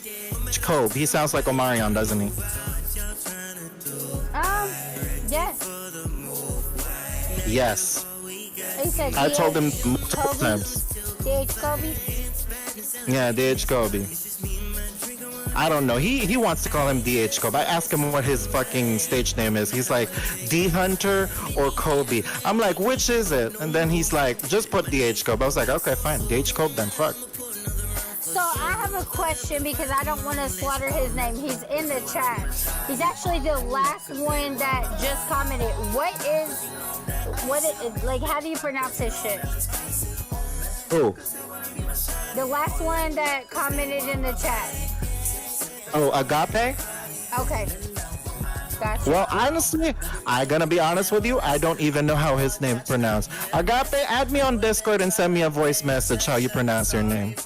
Because I'm like, Gabe or Agape. So we just basically call it Becgape at this point. Because, you know, he has a relationship with BandLab Selena Gomez. He's BandLab Justin Bieber. So they're Becgape right now. We're shipping them. I don't give a shit what people say. Becgape 2024 is real, bitch. Move over Selena and Justin. Fuck it. That's right. That's right. Okay, so he said that is how you. He said no, that is how you're right, D. So it's Agape. Okay. Which one? Because I said both, Agape or Agape. Like, what are you saying? I'm telling you right now, send me your Instagram. Send me your motherfucking Instagram and send me a fucking voice message. Yes, Maddie, I agree. D-Rel needs to go live and do a concert. Yes. Girl, listen, I would love to, but I'm a fat ass. I don't want to be like Victoria Ebeck who hops around on the stage, okay? I can't do that. I would lose all my breath, honey. If I could dance like Janet Jackson, I would. Listen, it's not even that. I'm gonna sound like a fraud, lady. You wanna know why? I don't remember my lyrics. That's okay. Listen. Neither does Lil Wayne. Neither does Lil Wayne. And you heard the shit that comes out of his mouth. I know, but how the fuck am I gonna sing it on stage? Like there's a teleprompter on the side? Are you kidding? That's not a concert, girl. It's like I'm singing karaoke. I'm looking to the side while dancing. Like what the? Just make it up. Make it up as you go. So I'm gonna ad-lib the whole thing. And on that, folks, if I do have a concert, it's gonna have a backtrack because I'm just gonna ad-lib the words at this point because I don't know the lyrics. But just know it's not gonna be lip sync. It's just gonna be ad-libbed, okay? Yep.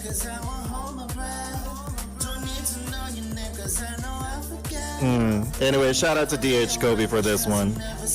Yeah. Also, we need to make a song together. I believe Maddie is planning a beat for us. Yeah. So when that is done, hit me up.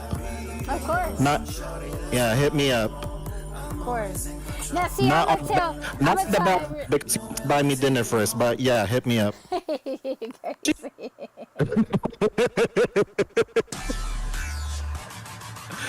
Oh my goodness, I can't. It's okay, by the way.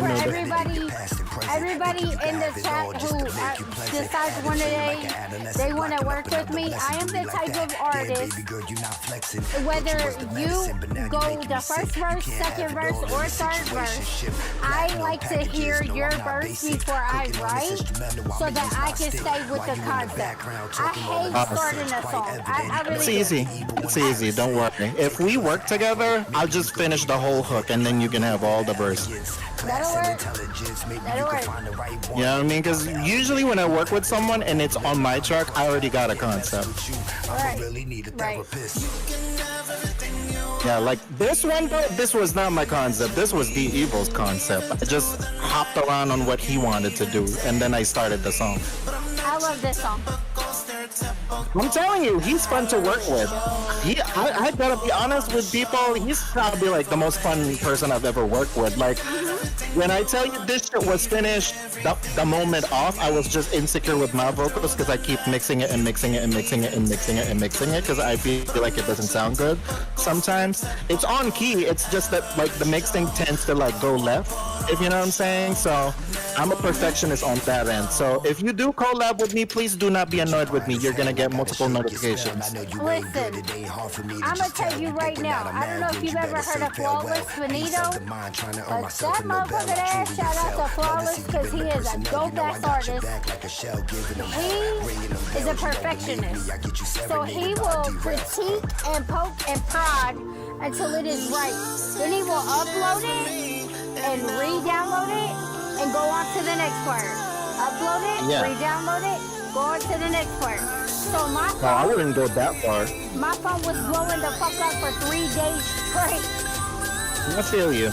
Well, because it is what it is. Because sometimes when you hear something and you don't like how it sounds like, you're gonna have to redo the fuck. Yeah. That's why I'm like surprised D-Evil is not pissed at me at this point when we made this song. Because girl, let me tell you, listen to it. Him and Lex Redo both it. are they're very easy to work with. But what I like about them is I get the criticism that I need. You know what I mean? Like if it's warranted, they'll tell me. You know what I mean? Yeah, 100%. Like Yeah, because that's how I be sometimes. Just warning you, because that's how I am. I'm kind of like perfectionist in a way, but I kind of want it to sound great. yeah. So I would listen to it. If I don't like something, I'm gonna redo it. And listen, I worked with a guy that was in Hellfire he's on the lab and he is considered a dope ass artist. Of course, everybody that I fuck with is dope. But he did a cypher and he came and he told me, listen, he's like, I know you can do better than that. He's like, this is not the Laydee that I'm used to. He's like, I gave you a spot on this cypher for a reason. I'm gonna need you to redo your verse. And I'm like, okay. So I had just got out of the hospital from having COVID. And I was like, I don't know how the fuck I'm gonna do this. So I did it, and he's like, that's what the fuck I'm talking about. Yeah. I mean, because it was So his shout out to the track. Filipinos for this though. Because It's in it a was different his dialect. track, I wanted to make it the way he wanted it. You know what I mean? Yeah, I feel you. Because that's how it be sometimes. Yeah. You know what I mean? You want to match the energy. And Afro, I did an Afro before with Nappy 2.0. I don't know if you're familiar with that artist, but we made a song called Bedroom Eyes. It's going to be on the platform soon. Because he already said yes to me after I asked him. Because now what I'm doing, I'm not really writing music right now. I'm more of like transferring my songs first. I want to make sure all my songs are a band lab. And then I'm going to start working on new material. You feel me? Because you don't know when BandLab's gonna take shit down. Yeah, that's what I'm saying. So before that happens, I want to make sure all the important songs are out of here. Right. And then I'll start from scratch. So Agape, don't worry, I'm gonna get to you soon. As soon as Maddie finishes the beat. And yeah, the evil does work fast. Yeah, he does. And I am a versatile artist. I can do whatever I need to do. I just prefer not to sing. I do have a country album out though. It's all country covers. Y'all need to go listen to that. Another thing y'all need to listen to if you haven't is it's D-Evil, Purple Legs, Laydee, and myself. We did a album called Tag Team, and that shit was fire, but people slept on that shit for real. No, yes, I did put Bedroom Eyes on the playlist, so you might hear it. I don't know where it's at, yeah, but it's right there on the playlist. It's actually It's next song. after the song. Yeah, I'll it's play funny. that one just for Maddie, and then after that we'll start asking your questions. All right. But planning on a wedding anyways, man. Oh, who you gonna get married to? Oh shit, you marrying Becca? Oh my god, I knew it. I better have a niece or nephew from y'all. I don't give a shit. I take it you guys are picking at him? Yes. Oh, Because our bless it. friend Becca and him have been like flirting in our solo streams a while back, and I was like, I can see some vibes. So it's like I was singing Hercules in front of Becca's ears. I was like, no chance, no way, I won't say no. Right. Yeah, well, hilarious as hell. And then at one point, Becca was leaving, and then he was like, oh, I think I'm gonna need to take off too. I was like, oh shit, this bitch is gonna take it to the DMs. Fuck. This is Bedroom Eyes. This is the song I did with Nappy 2.0. This is Afrobeats.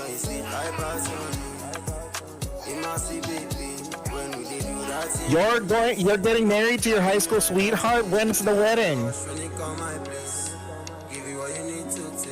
Congratulations. Congratulations. Are you engaged? Like, what are we doing? Damn, I didn't know you and Becca knew each other in high school.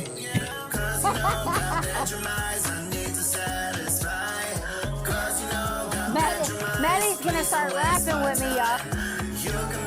Yeah, she is. She just don't know it yet. Watch out for that collab, Laydee and Maddie. By the way, don't believe what D-Rel said that we're gonna start making a song and I'm gonna rap and he's gonna sing. That's not true, yo. False statement. I don't know what he's campaigning, but false statement.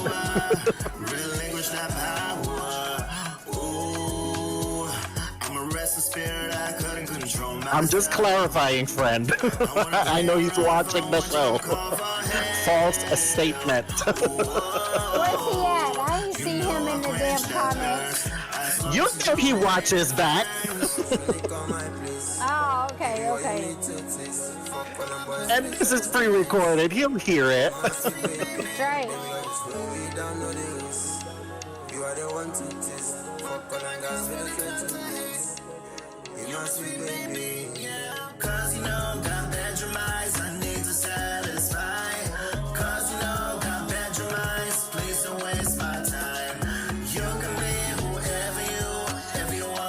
By the way, this song is also Maddie's fault. He came up with the title, and then from the title, I wrote the song. Hell yeah. That's how funny it was, because I was having writer's block. Because I always have writer's block. It's crazy. I do And too. D-Rel is, his ass is like writing any song every single day. I'm like, how the fuck do you do it? I say that all the time. I say that all the fucking time. Like, how? I can't do it. I cannot Wild. do it. Dropping a damn song every single night. But see, he does that too. Like, he does his normal songs, and then he gets that fuel from his diss songs too. So you know what I mean. So he's constantly got content to drop.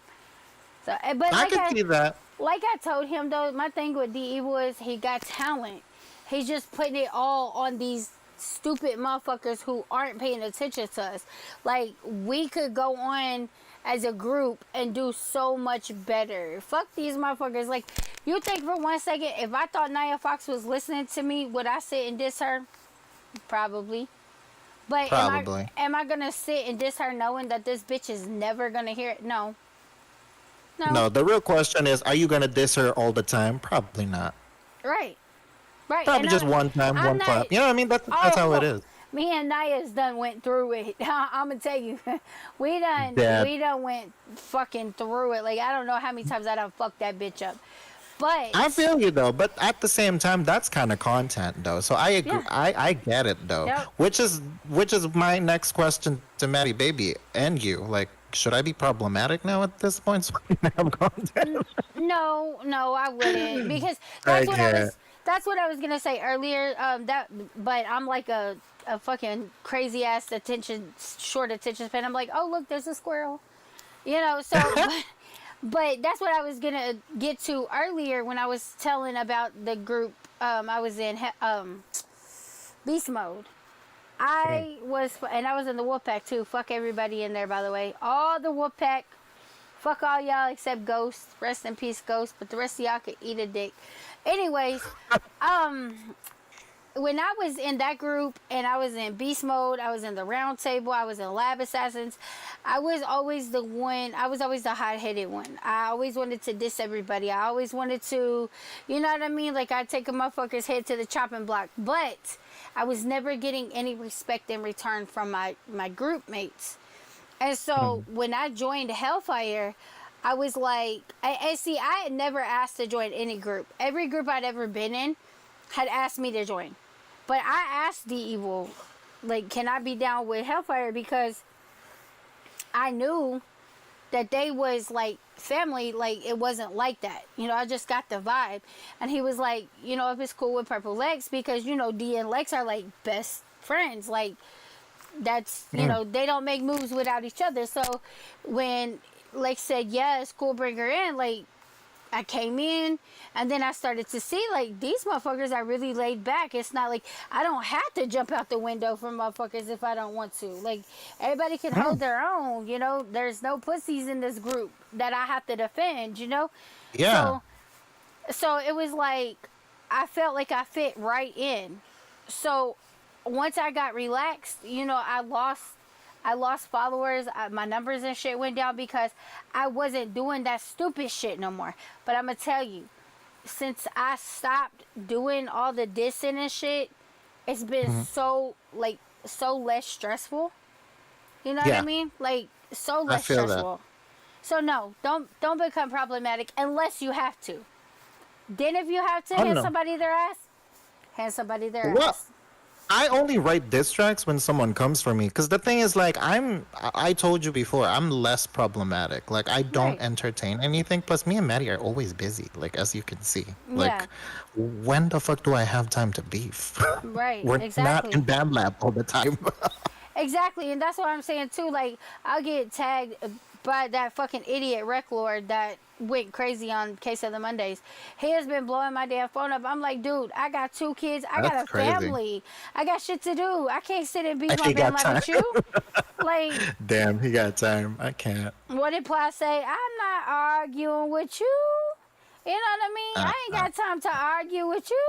Like, take your music. Take your trash can. I told him, I said, listen, I do not beat up on the mentally challenged. I'm sorry. That's just not something I do. I'm not a bully. And you, my friend, are very mentally challenged. So please, crawl back in the trash can you came out of and sit in there and take bang the music on it. with you. Exactly.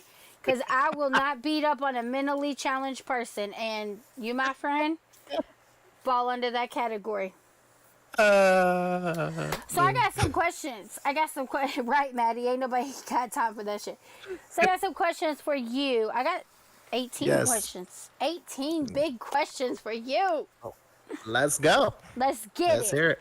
Okay, so my first question is, what made you want to become a musician? Okay, well, this is corny as hell. You know, before I was in Band Lab, I was kind of like in another app. It's called Smule. My friends, the thing is, like, back then I always sing, you know. I never written anything, so I'm always like singing in karaoke bars and whatnot. And then one of my friends one day showed me this app called Smule, and then I joined it from there. And then I've spent my life there for like 7 to 8 years singing and singing. Like, I don't know where it's going to go. You know, I just sing and sing and sing until I build a following. And then finally someone showed me Band Lab, because during the process of me being on Smule, I've been writing songs. So I've been writing songs for absolutely 8 years now.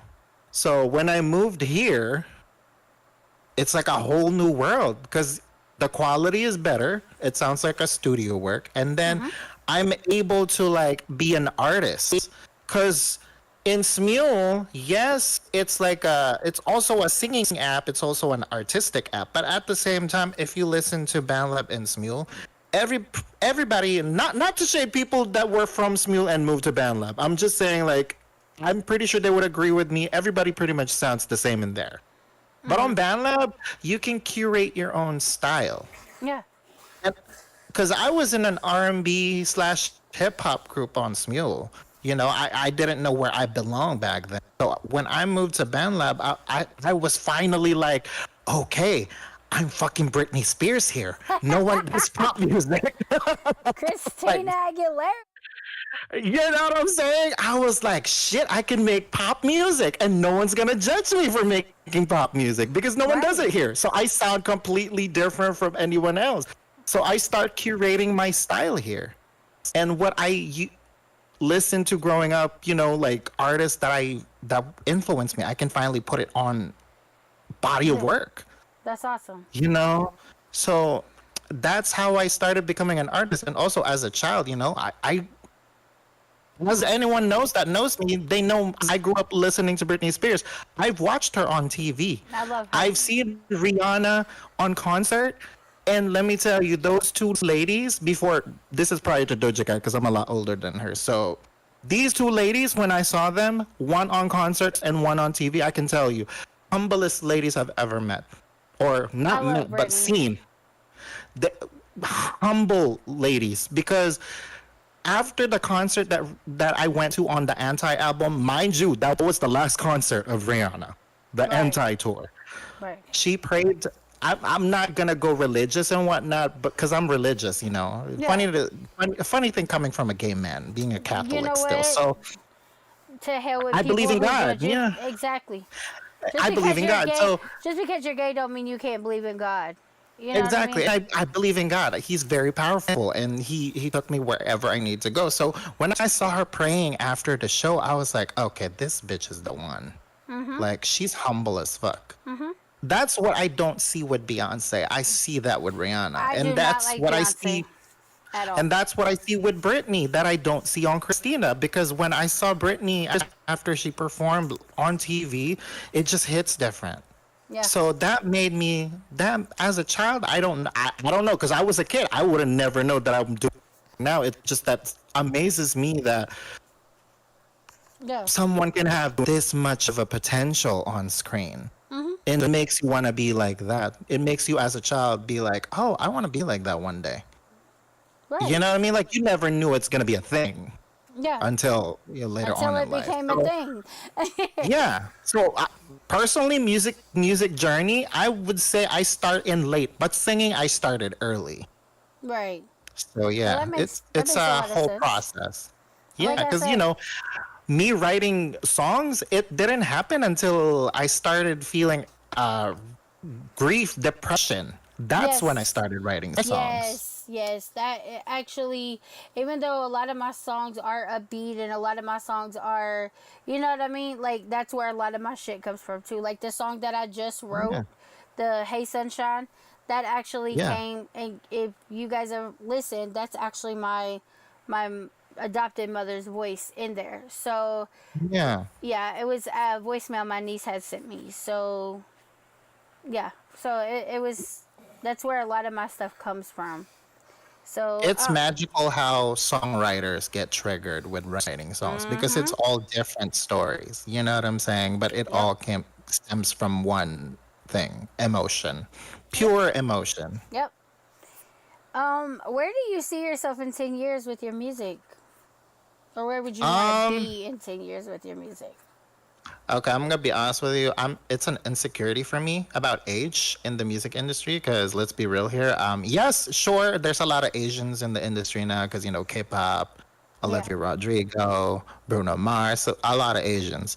But I will say though, I don't see myself becoming a mainstream pop star. I consider myself becoming a songwriter for a pop Okay. star.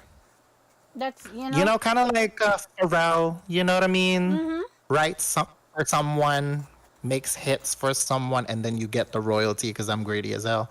But you know, shit. I want to Hey, be a songwriter for a very famous pop star. that would be awesome. That would be really cool. A That would lot be of the people, dream. wouldn't ask that question. They'll be like, "Oh, I want to be on stage. I want to do this and I want to do that and this, that, the other." And I'm a huge Jelly Roll fan. Like, I know Jelly Roll. Jelly Roll and my cousin were best friends. So I've seen Jelly when he was a rapper versus now when he's a singer, and that man has came from nothing to something. You know what I mean? Like, we were talking about Cardi. Like, he has came and very humble.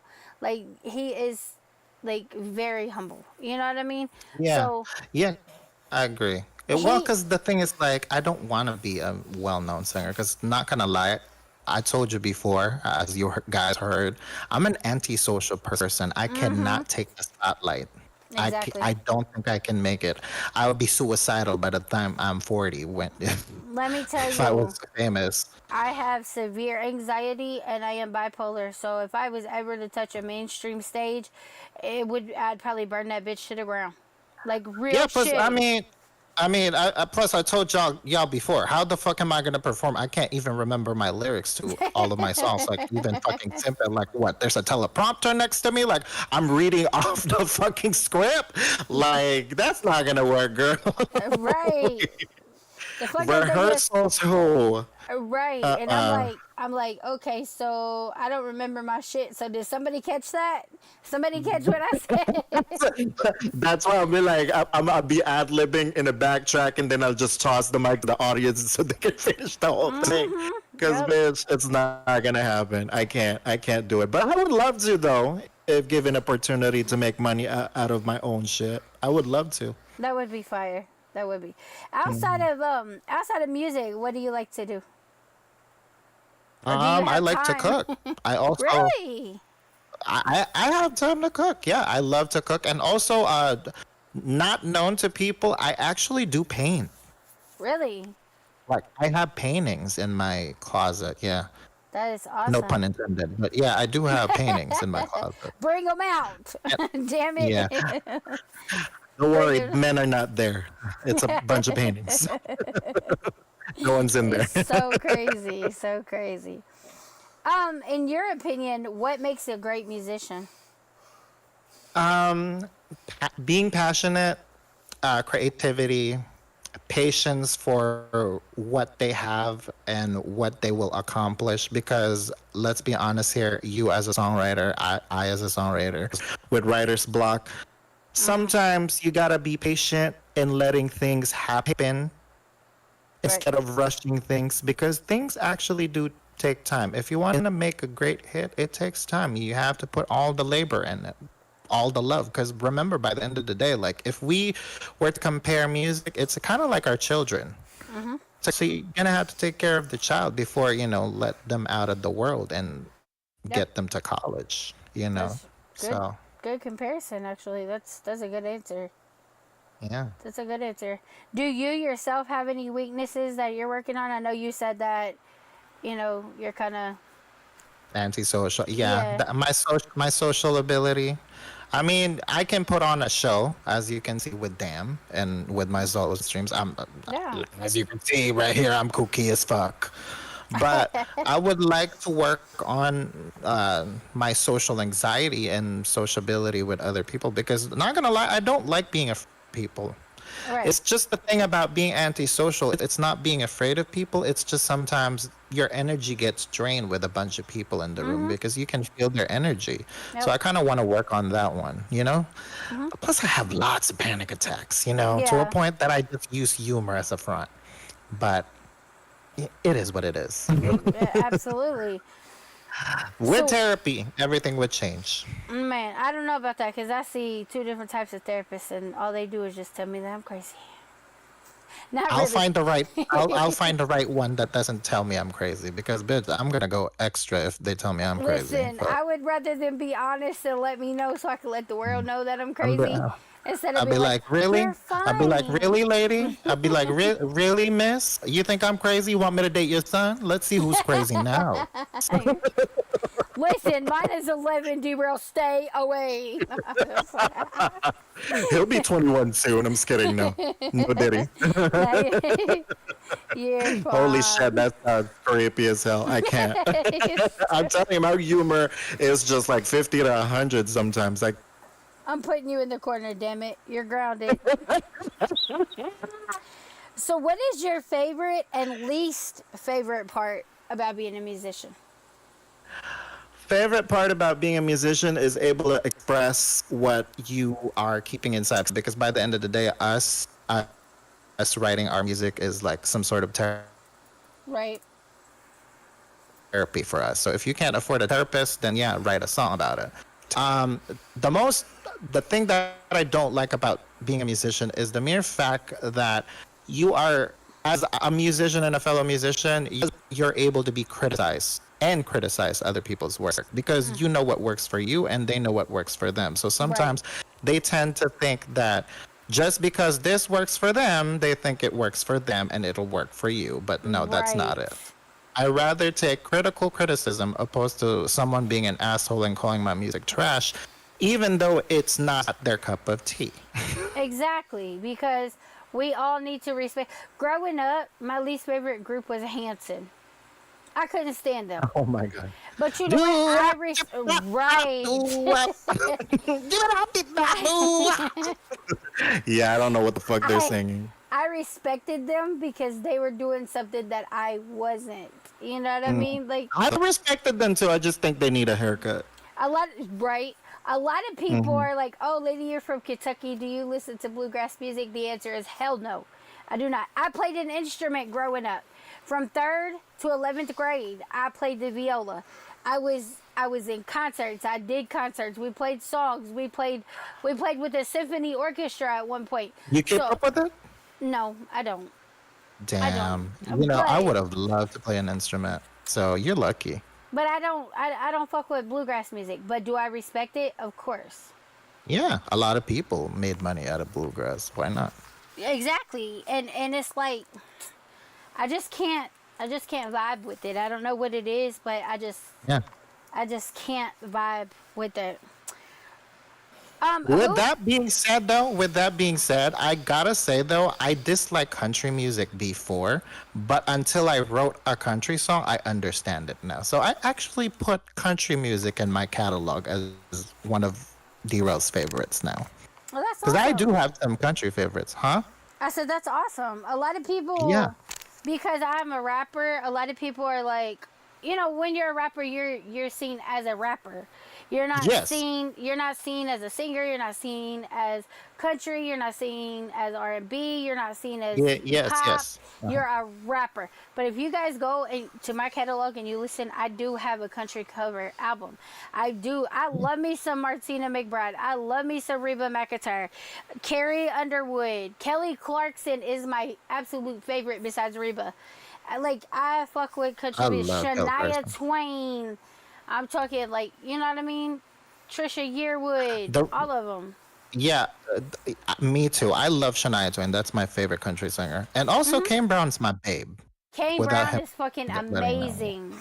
Without him, I no. love him. I love that man. I love that man. You know, He's definitely amazing. he's the Chris Brown of country. Fight me. Really? he really He is, though. really. He And is though. He is though, for real. Dolly Parton, I love Dolly Parton too. Dolly, I found a really good respect for her, especially after playing 9 to 5 over and over again. I was like, okay, yeah, she makes a point. She actually, like a month ago, she actually came to Lexington, Kentucky, and our mayor gave her the key to the city. She has the little library, you know, the little library. She opened one up in Lexington. And she came up there and she talked and she, you know. She from Kentucky? She's from Tennessee. Oh. Well, at least you're not mad about it, because Maddie is pissed off that they gave the key to the city to fucking Taylor Swift in New York, and she's not from New York. Listen, Taylor Swift is, I'm over her. I'm so over her. Yeah. I really am. If they took away all the diss songs she has against her ex-boyfriends and all her She won't have songs, anything. she wouldn't be shit. Yeah, absolutely. I mean, really, listen, I'm all about women empowerment, but she ain't got no ass. She ain't got no body. She ain't got nothing to go in for her other than she makes catchy songs with catchy hooks, and they probably ain't even hers anyway. Yeah, I was a fan of her country music. I don't care for her pop stuff for some weird reason. I don't know. Yeah, when she first came out, she was good. She was cool. Yeah, she was cool. You know what I mean? I feel like she should have stayed country, because honestly, well, I mean, it's not her fault. They bullied her outside of country, so Yeah, that's another story. I'll beat her up for you, Maddie, and get the key back. She said, "Give that shit back, Taylor." I said, "I'll beat her up." Fucking Taylor Swift. If you could Yeah, choose, no, go ahead. I was gonna say, if Taylor could have stick with country and rock, it would have been fine. Yeah, She should have just left pop music alone, honestly. yeah, because she is not good at it. No, she's not. She's not good at it. Hell, I even went for the. You all know the rap song she did with T-Pain. She did a little. She did what with T-Pain? She did a rap song with T-Pain. Was it for SNL? Because bitch, I would not believe her ass if she raps with T-Pain. No, but she was a lot younger, so it was cute. It was cute. You know what I mean? Like it was really cute.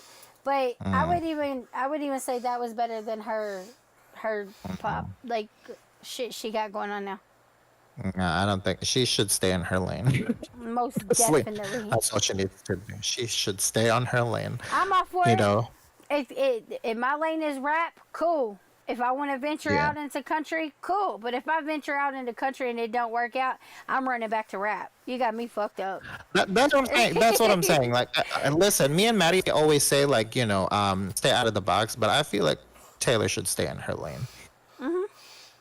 Just some In all people got honesty. it and some people don't. Some people don't. Yeah. Some people don't. Oh well. I Oh. think I heard you once before, but I'm gonna ask you this: who is your ideal collab and why? Oh my God, I would love to do a song with Bruno Mars. Oh, that would be fire. And another artist would. Okay, so let's do 3 guys. I want to do a song with Breezy, Chris Brown. Of course. I want to do a song with Bruno Mars. I mean, that's my baby also, Chris Brown. I love him. I love that man. He's handsome. I seen his dick. Anyways, that's another story. Well, all right. Bruno Mars, nothing. I said nothing. I heard nothing. Chris Brown, Bruno Mars. Who else? Actually, you know what? That's not a bad idea. Kane Brown also. Let's put him in there. For females, I want to do a song with Rihanna or Spears or maybe Doja Cat. That would be where, you know what I mean? Like all the great pop singers at the moment. Because the thing is, I feel like because Bruno Mars is such a genius, He is. and so is Chris Brown. So you can't really like. Listen, that You diss would track, want to work with him. that diss track that Breezy dropped on Quavo. See, and that's another side of Chris Brown. Like you would never know that he can rap too. Oh, Chris Brown. You know what I mean? So yeah, Chris Brown. Just cause he's R&B don't mean he ain't with the shit. 'Cause yes, That's he what I'm is. saying. So I do want to work with Chris Brown because he's amazing. Like Yes. I know the shit happened with Rihanna, but the thing is, like, I like them both. Listen, they were both young. They were both young. Yes. They were both in the wrong, and I do not condone violence. I do not condone violence at all. I don't either. Plus, but- do you not see what happened with Blueface and what's her face, the one with the face there? Yeah, Krishan, and they publicized that and they forgave that man, but they don't forgive Chris Brown. And here's my thing. Girl. Here's my thing. And you know why? Probably because Blueface is a nobody, and Chris Brown is Is a somebody? more high profile. Yeah. But here's my thing, okay? I do not condone violence. I don't condone a man hitting a woman. I do not condone a woman hitting a man. And supposedly Rihanna kicked him in his head while he was driving. Does that give And him grab a him by the right? balls. Exactly. Does that give him a right to punch her? No. But if somebody did that shit to you while you're driving, kicked you in the head, grabbed you by the balls, You're are not you thinking not that gonna time. exactly? Are you just gonna keep driving? No. You're gonna smack the shit out that motherfucker. You're and not thinking that time. exactly. And Rihanna herself said that he deserved to be forgiven. Like Yeah. if her herself is gonna say that, then who are we to keep on Yeah. persecuting I feel him? like Plus, I feel like they've been in good terms for a long time. I feel like they're not friends anymore, obviously. But I saw Chris Brown watching Rihanna's Super Bowl, and I Me saw too. Rihanna supporting Chris Brown. So I feel like everything's fine. I mean, they're a lot better compared to Britney and Justin Timberlake. Oh yeah. Are we talk about that relationship? Go Hell right no, it's ahead. not gonna be repaired. That relationship is not gonna get repaired after he fucking caused her miscarriage. Like, hello. He made her abort their child. Yeah, that's what I'm saying. Yes. That's you cannot go back to. What No. Chris Brown did, you can go back to. You know what I'm saying? So it's chaotic. So how in this society are we able to not forgive a man like Chris Brown, but we're able to like give Justin a pass? Now obviously they're punishing his ass. Yeah. But come on, for the long period of time, y'all never thought of like what happened to Britney because of Justin? And that's my Hello. point. That is my point. I feel like Britney Spears lost everything she had, lost herself, and it was all because of Justin. That was her first love. That was her that's first the part. everything. That's the and start. Yeah. some people, when shit happens with their first love, they can't get over it. And Brittany was one of those people. Like you said, look what happened. He made her abort their child, and she was what? Yeah. She was what? 17, 18 years old. So she was still a Yeah. child herself. All She because, wants to have that baby because she loves him. But he but did that to her. exactly, exactly. That's why I'm now looking at Doja Cat. I know not a lot of people are a fan of her, but I'm now looking at Doja Cat, for example. She needs to be careful who she surrounds herself with, because what happened to Britney Spears and what happened to Rihanna is no joke. Exactly. Like the media turned them evil for no reason. You know what I'm saying? And then That try could to blame happen it to on her them. if she's not careful. And then try to blame it on them. Yeah, that could happen to her if she's not careful. So, given now everything is different, but I don't know. People are still sexist, so They really are. They really yeah. are. So you gotta, and like we were talking on Case of the Mondays, women have it harder as musicians than men anyway, because it is a male dominated area. You know what I mean? So female rappers, they have it worse anyway. Yeah, You know, so, you like, guys got it bad twice as hard compared to female pop stars. Yeah, That's why I'm like, every time I take the mic, I feel like I have something to prove. So I try to come with the absolutely, best that I can. You know what I mean? Because I don't want absolutely. people. Because there's only a few of you in the music industry. I mean, now given there's a lot, but it's still a few compared to the men. The men are like twice as more in the And I mean, in hip hop. look who I work with. I work with Purple X. I work with D-Evil. I worked with King David. I don't know if you know who that is, but I worked with J1K. I worked with Florida Kid. I worked with Remo. I worked with Maniac. I worked with a bunch of heavy hitters. So I can't. Yeah, a bunch of guys. True Cap. You know what I mean? True Cap. I worked with Yeah. True Cap. I forked Tinkerbell shit. Tinkerbell is my favorite female rapper on this app. Well, I don't think she's on the app anymore, but I worked with her. I worked with Laydee Keys. I worked with Mary Blaze. I worked with Let 8. So like I worked with some heavy hitters. So every time I get on the track, I feel like I have something to prove.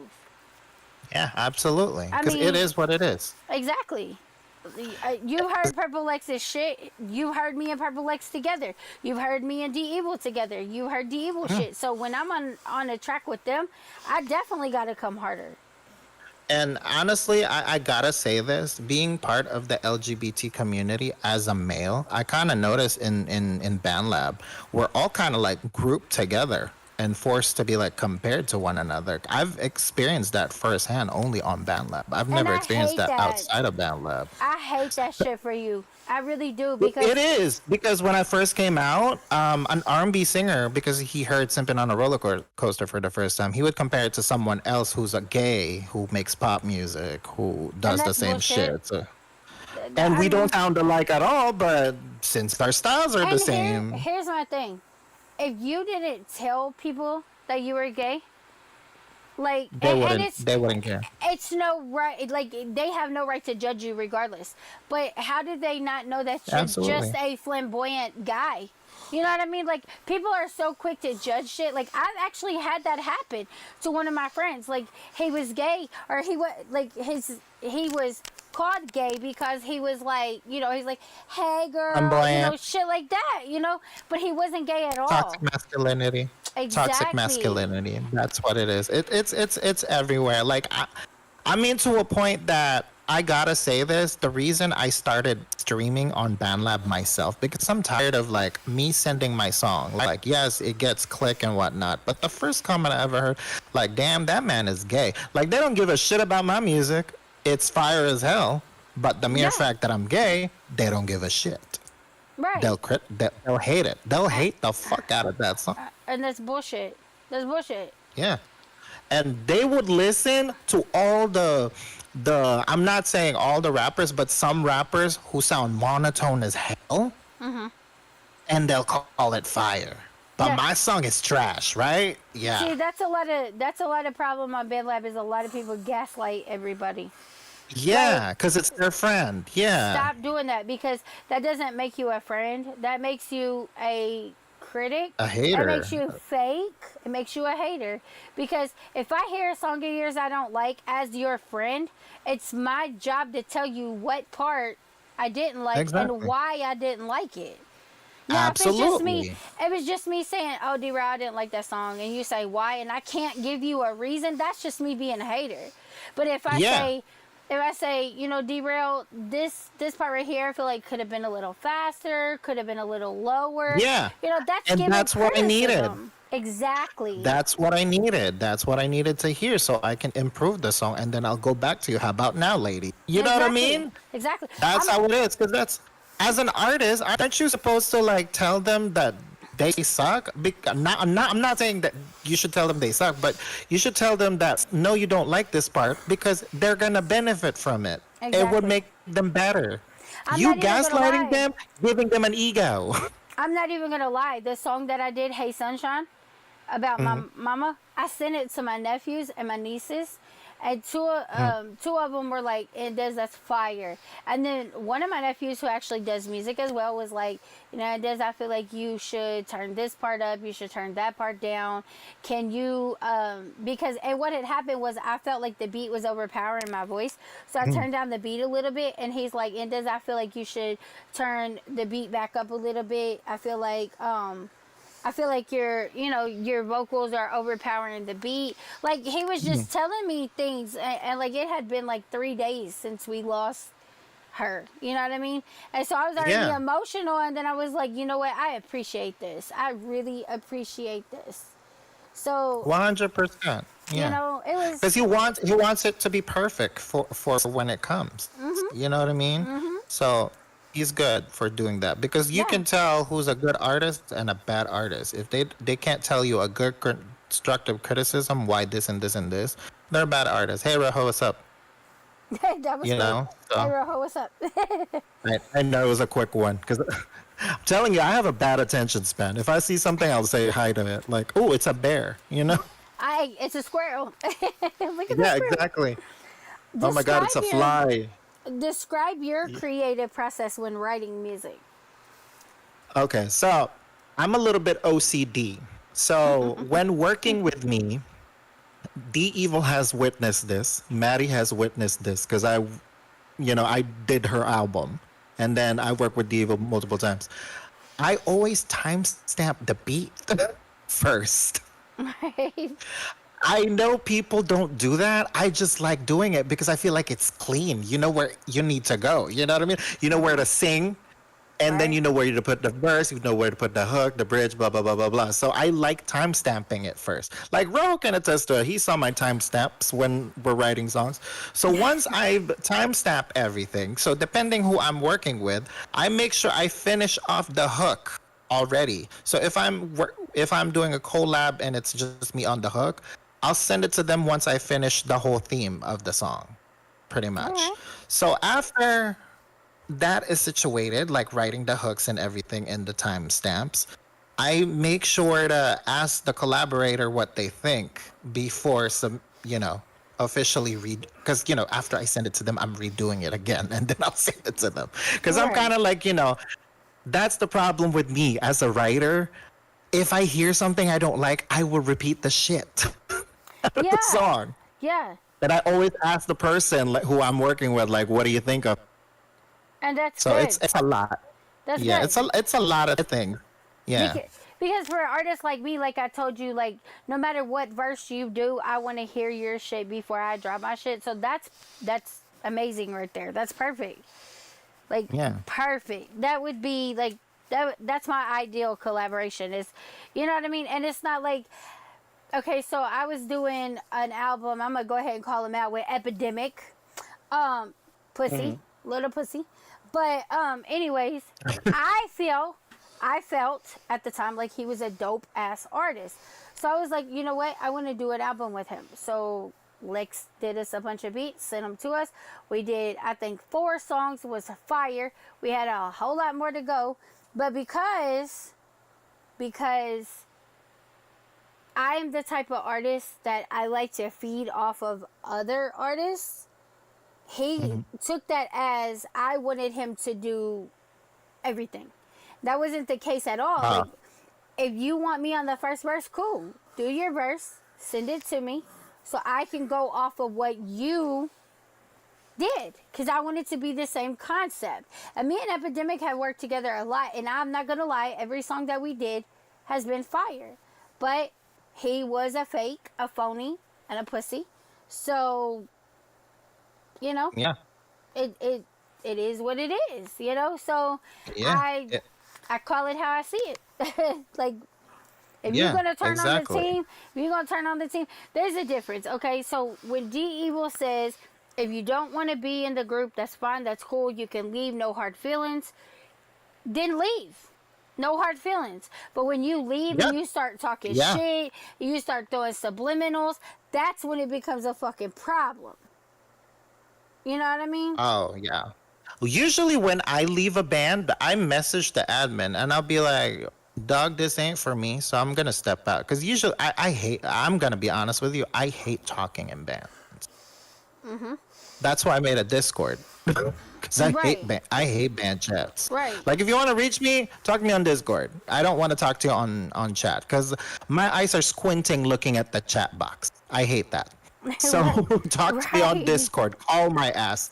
You know what I mean? I'm not gonna respond to you on band chat. That's why some of the bands I'm in, I just use them as a support group. Just drop my music and then just ignore the fuck out of it. Yep. You know, except like the very important ones. Of Right. course, you know, the Right. ones that are not on Discord. So, but apart from that, you know, band politics to me is crazy. Yep. In all honesty, I just can't deal with it. Like, if you're beefing with someone, beef with them by yourself. Yeah. Don't include me. I'm D-Rel. I have a name. I have a brand. I'm not blah, blah, blah, this band. You know, we don't have a contract. And see, that's what I like We're about not having Hellfire. sex. You know what I mean? We're not having sex. We're not eating. You don't fuck my hole. So Right. I'm good. You know? You're fucking Nothing crazy. there. No, I get it. You know? I get it. And all the diss tracks that I've done since being in Hellfire, that's all because of me. That's not know. because, you know what I mean? That's not because I got pulled into some beef or whatever. Okay, so there was this girl named Juicy Red, and it's been a couple years ago, and she kept on talking mad shit. She was with that little crackhead, Street Heat, little crackhead. He kept talking shit, Fuck and you, Rojo. he's like, I got a bitch, I got a bitch for you, and da da da da da da da. Who? And D Evil's like, yo, I got somebody for that bitch. And D Evil was like, yo, Laydee. And I'm like, I'm out at a state park with my kids and my mother. And I'm like, so, and D Evil didn't piss me off. She pissed me off because she was talking shit to my peoples. Like, who the fuck do you think I am to let you, and then you interrupted me when I got family time? Like, you tagging my name, and I don't even know who the fuck you are? So, great value. Rojo, you crazy.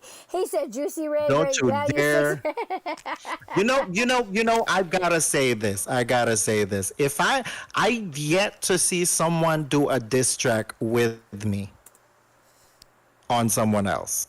Does that make sense? It does. And I've that's my yet to thing. experience that. That's my thing too. I've done diss tracks where I've been on the track with Lex. I've been on the track with D Evil. I've been on the track with Laydee. But I'm gonna tell you right now, I love my band. Those are my peoples. But do I need them to get my point across? Absolutely not. Would I prefer them to be on a diss track with me? Absolutely not. Because like you said, I am my own person. So if I'm going to diss you, one, I don't need my band to jump in for me. Two, I don't want to pull my band in some shit that they have no business being in if they don't have no business being in it. Now, we are collaborating on a diss track and fucking you up, all of us together, that's one thing. But to just say, oh, I got beef with this person, I'm going to go grab Lex and Evil. Like, I'm not going to do that. Now, if they see me in beef and they want to be like, oh, hell no, then that's on them. But me, personally, I'm never going to say, yo, D-Rel, I need you on this diss track with me. You know what I mean? Like, that's my beef. That's my problem. That's my shit. You know what I mean? If someone were to ask me to hop on a diss track with them, I'd be like, how much? Well, let's hop on a diss track then. I know. Yeah, how much? Let's diss Band Lab. That's the only way. That's the only way. You have to pay me. I'll hop on it. Yeah, sure. I'll diss them. I'll write a hook about it. How much? There you go. Let's get them. And also, Agape, I put my user ID on your DM on BandLab. If not, send me your fucking Instagram, okay? Because I don't think you can send pictures on BandLab chats anymore. Because I was gonna say QR code me, but that's not gonna work. So. And somebody needs to teach my slow ass how to invite people to Discord because my slow ass does not know how to do that. So D-Rel, when this is over, you just gonna have to teach me some shit, okay? Okay, no, it's easy. You just send them the link. Just send them the link.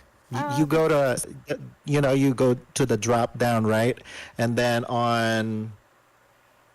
click the invite people on your, right? The drop down invite people, and then just send them the link. Okay. All right.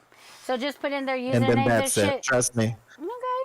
You don't have to put in their username. Just send them the link. When they have the link on their DMs. Okay. Yeah, just send them the link to BandLab on their BandLab DM, and then once they have the link, they'll just hop on it through the link. Easy. Bet. Yeah, easy peasy. Who are your inspirations? I know you said like Doja Cat, Britney Spears. Like, those are like my. Do you have those any three are like my mother. Lab? Do you have any band inspirations? Depending on the inspiration, sexually or musically. Whichever one you want, both. Fuck it. Let's go all out. Let's go. I'm playing. No one in BandLab could ever. You should have known I was going to encourage that fuckery. I know. Because we're both wild. That's the thing. You can't put two wild people in one car because we would actually say all the shit. No, but honestly, when me and Maddie kind of came out at the same time. I want to say she was like a year older than me because she's like 20 and I'm like 22. So during that time, the first people that I saw was Young Sultan. I don't know if you know him, and 3Z actually, and then Red Lights. Yeah, those people were like doing amazing music, and I love listening to their shit all the time when they I mean, now they're kind of not so active, but I would say those three if we're speaking BandLab. Yeah. Okay. Female wise. I don't think was any female active when I first came out from BandLab. I don't know. I don't think there was one. I mean, because I want to say the hairless albino, but I'm not friends with her anymore, so I rebuke that. Rebuke that bitch. Yeah, I rebuke that statement. I don't fuck with that bitch, so no, not her. The hairless Yeti. Recently though, I want to say if we're gonna talk vocals recently, Renita's collective is underrated, but she's amazing because she's built from Broadway. She's a musical theater person, so I love anything musical theater. And then Valen Janae. Oh my God, she sounds amazing. She sounds like church. I was like, damn, if only Aretha, Patti LaBelle, and Shaka Khan would sing in one body, and then Valen Janae was born. And another person, I gotta say, I was never in the past. She has a check mark. Her name is Victoria E. Beck. She's actually brilliant, I gotta say, because she produces and writes her own shit. That's fire. And she can dance like Beyonce, so I'm telling you. Oh, shit. And she a New Yorker. Talking about Valen. Yes. We did a we did a remix to Wanna Be Down. Brandy, Yo-Yo, Queen Latifah. I wanna be down. And I had the pleasure of choosing who I wanted on there. Valen Janae was, I believe she was my first one. Sapphire Blue was my second one. And, oh my God, who was the third one? Oh my goodness, she's gonna kill me. I might have to go back through, but the fucking shit came out fire. I had Elizabeth Darsel on the hook. You heard of Elizabeth Darsel? Mm-hmm. Oh my God, she's amazing.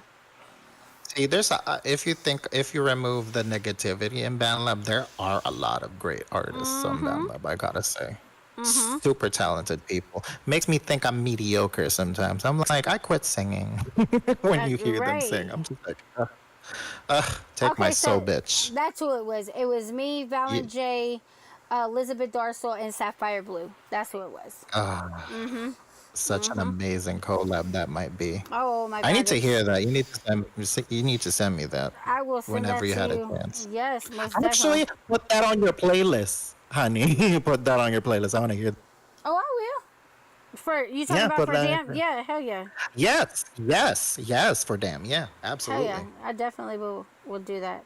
I'm gonna send it to you in Yes. your inbox too, cause that Yeah, yeah, yeah, yeah, yeah, yeah. it's I'm telling you, definitely it's definitely anything one that I'm proud Valen, of. Yes. Yeah, anything Valen I would consume automatically because girl, that girl could sing. Hell You know yeah. what I'm saying? Like, She was actually rapping in this one. and she can rap too. That's the thing. Yeah. Mm-hmm.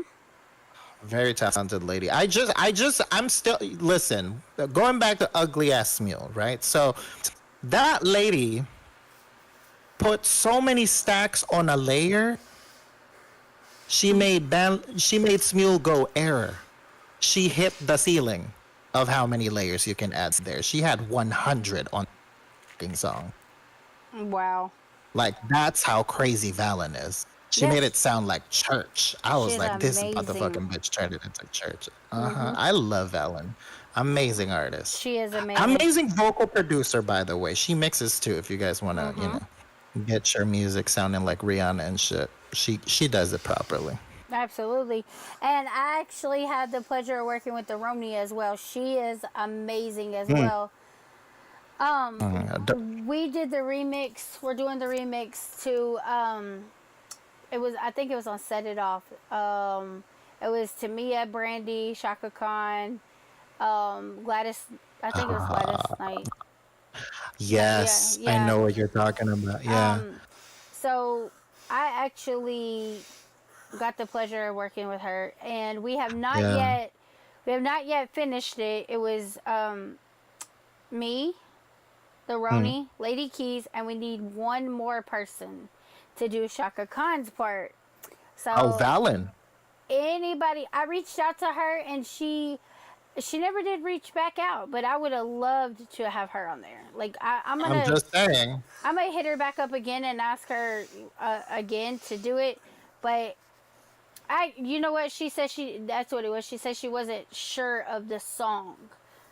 Okay. Yeah, Yeah. that's what it Okay. was. I She said she wasn't understand too though. sure I of the song. understand. Plus Shaka But Khan, shout out to Roni. yes, Shout out to Roni though. I love her. I call her Puff Bar. We're very close. Somewhat. yes, Yeah. Me and Maddie are actually part of her voice acting series. Actually, we already filmed a couple of episodes. Not that's finished yet, but it will come out soon. that's awesome. I'm definitely gonna have to tune into that. Um, Amazing. so do you have a favorite performance? Performance. What do you mean? Like by an artist? Yeah. Mhm. Oh my goodness. It's gonna go back to Britney Spears, isn't it? She's Shit. awesome. Okay. She's amazing. 100%. I don't want to. Okay. Actually, 3 performances. I'm even going to put Doja Cat in there. Fuck it. Yeah. 3 mothers. So with Britney Spears, her VMA performance when she was like, I can't get no, and then she rips off the things and then Yes. boom, boom, boom. I'm like, oh, girl. Yep. My booty quiver a little bit. So after that situation, I was like, oh, gay after that. And then second, I would say Rihanna, not at the Super Bowl. That's not her best performance. No. Also the VMAs. Also the VMAs when she had that pink thing and then she performed all her songs Yeah. from the 2010s. Oh my goodness, Rihanna could never. And also, actually, it was an underrated performance by Doja Cat, but when she performed the whole Scarlet album, I feel like that was the best performance of the night. Honestly, Okay. like she was performing her ass off. Like Okay. Name one bitch that was performing that night. I Come on don't, now. I don't, I don't really understand Doja Cat, but I mean, she's different. And at first, I didn't like that about her. I didn't like her because she was weird to me. But then I started to realize that the weird is great. You know what I mean? It is. She's not like the anybody thing is, else. the thing is, like, yes, I would admit she is not the best rapper in the circuit, but come on, who is the best rapper Exactly. after Cardi and Nicki at this point? Like, Meg is not. No. Ice Spice is not. Sexy Red is not. So we're gonna have to like someone from this generation, and I chose Doja Cat because, quite frankly, out of all the girls that I just mentioned, she stands out.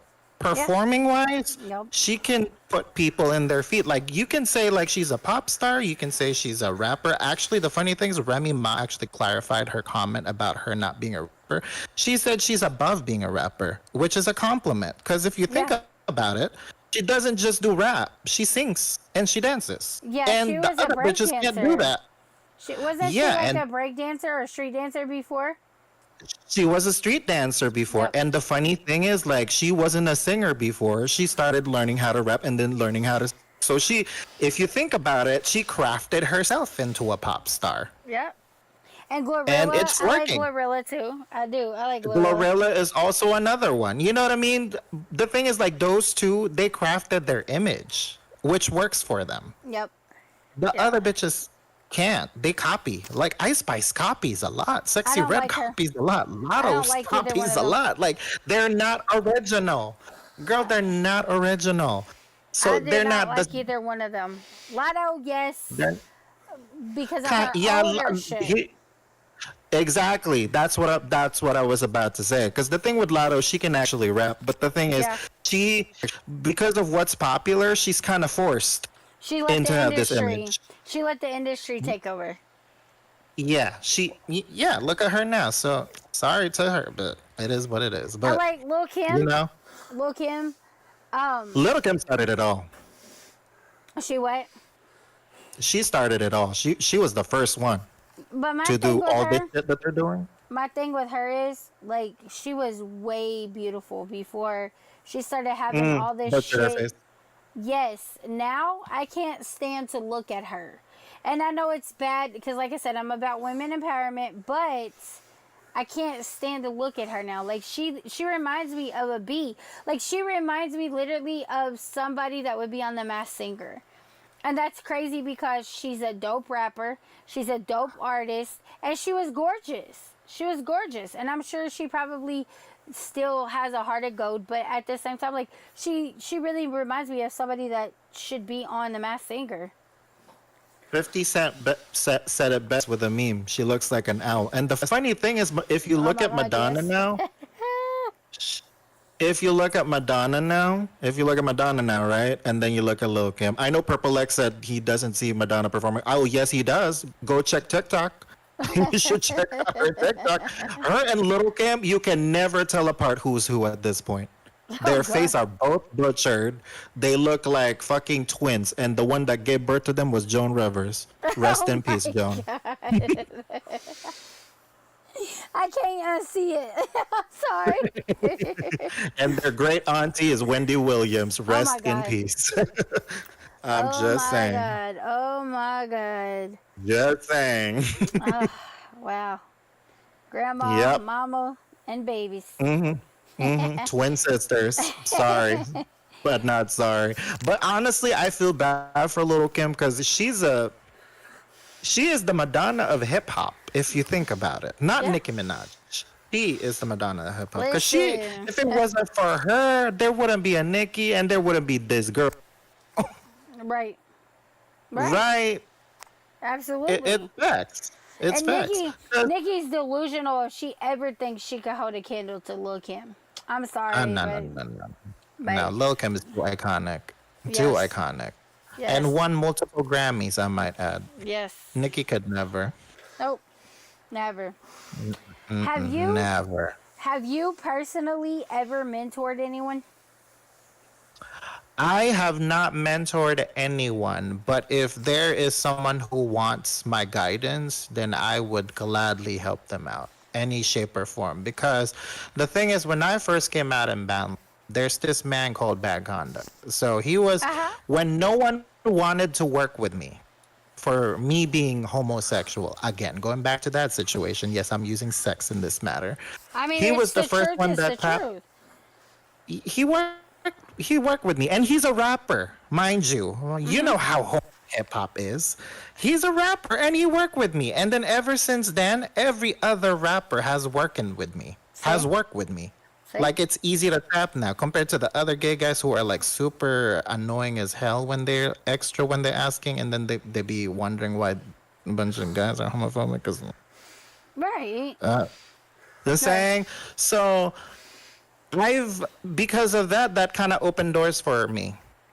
I'm just gonna say. So for me, if him opening that door for me, why should I close a door for someone else who's up and coming? And you know So what's so crazy is you would have every right to close that door because people judge you before they even know you because of you Yeah. being gay. So for you Yeah. to not close the door on somebody, like, that speaks volumes to your character, because at the end of the day, you have every right to be an asshole to people. You know what I mean? So I commend you for absolutely. that. I commend you for that because, you know, Absolutely. and me, like, every group I've ever been in, there's always been one person that I felt like I wasn't good enough to work with. And then after I Yeah. work with that person, they're like, why? Why would you feel like that? Like, you're dope. And I'm like, well, look at your caliber and look at mine. And they're like, fuck that shit. Who says this Yeah. and who says that? And I'm like, okay, whatever. I want to act like that. I just refuse to because I feel like, I'm not saying it because of humility's sake. It's just that I feel like it's a good feeling helping someone else because It you is. knew someone helped you first. And You know? you have helped me. So yeah, you did sort of kind of mentor somebody because you helped me with the whole Discord. Yeah. You're the reason I know how to stream it on YouTube. Like, so yeah, Yeah. technically you did mentor somebody because it was me. And Maddie's been amazing as well. Yeah, I mean, I'd love to help anyone. Just if someone were to ask me, I'll just help out whatever they need. Whether it's a song. I mean, I'm sorry sometimes I don't respond because, that means I'm just do want to do something with me, just message me. Most definitely. I'm a very friendly person, in all honesty. Apart from me being antisocial, I'm a very friendly and polite person. If you come to me with good intentions, I would come back with good intentions. If you come with me with an agenda and being an asshole, then girl, I'ma ignore your ass like a motherfucker. Hell yeah. know what Hell I mean? yeah. Absolutely. Absolutely. So, I don't like Yeah. people at all, but I do, you know what I mean? I don't try to come off as a bitch. I know a lot of times I Yeah. do, but I don't try to come off like that. no, you're not a bitch. The thing is, like, you are being real and you are yourself. Yeah. Now, being a bitch is just plain rude to someone. Yeah, no, I'm not playing rude to nobody unless You know what I mean? they come at me first. If they come at me first, Exactly. then they gonna get I'm the same juice. way. I'm the same way. Come at me correctly, or claws come out. But They- yeah, that's the reason me and Maddie are friends because we're exactly the same. Because me and Maddie, the funny thing is, we started a fucking talk show, and we're like the most antisocial people on the planet. Getting ready to say that actually. Like, you know what I mean? It's no joke. We're literally antisocial, but here we are talking on a fucking podcast as if Yep. people are watching. But it is what it is. It you is. know. It definitely is. Yeah. So Oh, stop flirting with me, Agape. You have to buy me dinner first. So, question. I know that you do. I know that you because I follow you on YouTube, so I know that you do music on YouTube. Have you ever performed in person? And if so, how do you deal with performance anxiety? I have not performed in person, but back in the olden days, yes, I'm releasing my age. Back in the early 2010s, I have a chance to perform publicly. I gotta be honest with you, anxiety wise, singing in front of in front of people, you're just gonna have to wing it because it's never gonna go away. And So what breathe. you're gonna have to do, what you're gonna have to do is ground yourself. I like to drink a lot of water before performing and then Yeah. just look down and then give a big breath and then hopefully something comes out. Because I'm always nervous. I'm a nervous wreck all the time, even with them. I Yeah. always look, I'm always nervous. Yep. But that's how it is with the adrenaline. It just comes out of you. Like if you shine, you shine. Absolutely. You know? Absolutely. Yeah. And I would say that too. The best thing to do is to breathe. I've performed a couple times. 100%. Obviously, not any of my shit, but I have performed a couple times in front of people, and it's, you know what I mean. Like you said, like drink lots of water, and you know what I heard? I heard too, and I was taught this at a young age because, like I said, I've done music since third grade, third grade. So when you are singing, you always want to keep your knees bent. You never want to lock your knees, because if you do, and you have a moment where you get really, really, really, really nervous, you can pass out. And 100%. and people who don't know this, but when you pass out, like legitimately pass out, you always fall forward. You never fall backwards. You always fall forwards. So if you pass out, you're gonna hit your face. 100%. That's So- why I don't. Absolutely. That's why you need to be careful when performing, especially with locking your knees. You have to stand straight when performing. Yep. That's what I Absolutely. heard anyway from professionals, but Yeah. it's really nerve-wracking up there, Yeah. you It know. is. But like with any show, you have to put a face on. Yep. Like leave that person behind in the bathroom and then come out a different person. That's what I want to say. Absolutely. Also. Which I was getting Yeah. ready to say, what's the best piece of advice that you could give a fellow artist? Oh, a piece of advice that I can give a fellow artist. Always listen to your work multiple times before you publish it. Okay. Because some people with check marks has like a fucking smoke detector in their fucking album. But I guess it got featured, but whatever. On BandLab. Not to throw some shade. Change But your yeah, fucking always check. batteries. Yeah, change your fucking batteries and make sure you check. You know what I mean? Just check your songs. If it sounds great, if it's mixed properly, always listen before you publish it. Also, when you're writing a song and you're like recording it, mean what you say. Yeah. Always mean what you say. You can't just because you wrote it and then you just perform it like any other performance. It's not. You have to sing it like how you're supposed to sing it. Because how am I supposed to take you serious if you don't take yourself serious?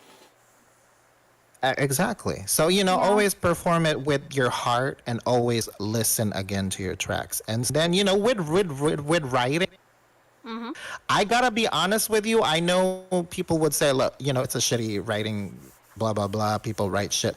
But the thing is, like, that's the thing. Maybe it's different for them. Right. So they hear something different, you hear something different. So like I said, artists can't really comment on other artists' works because it gets critical, because what works for you doesn't work for someone else.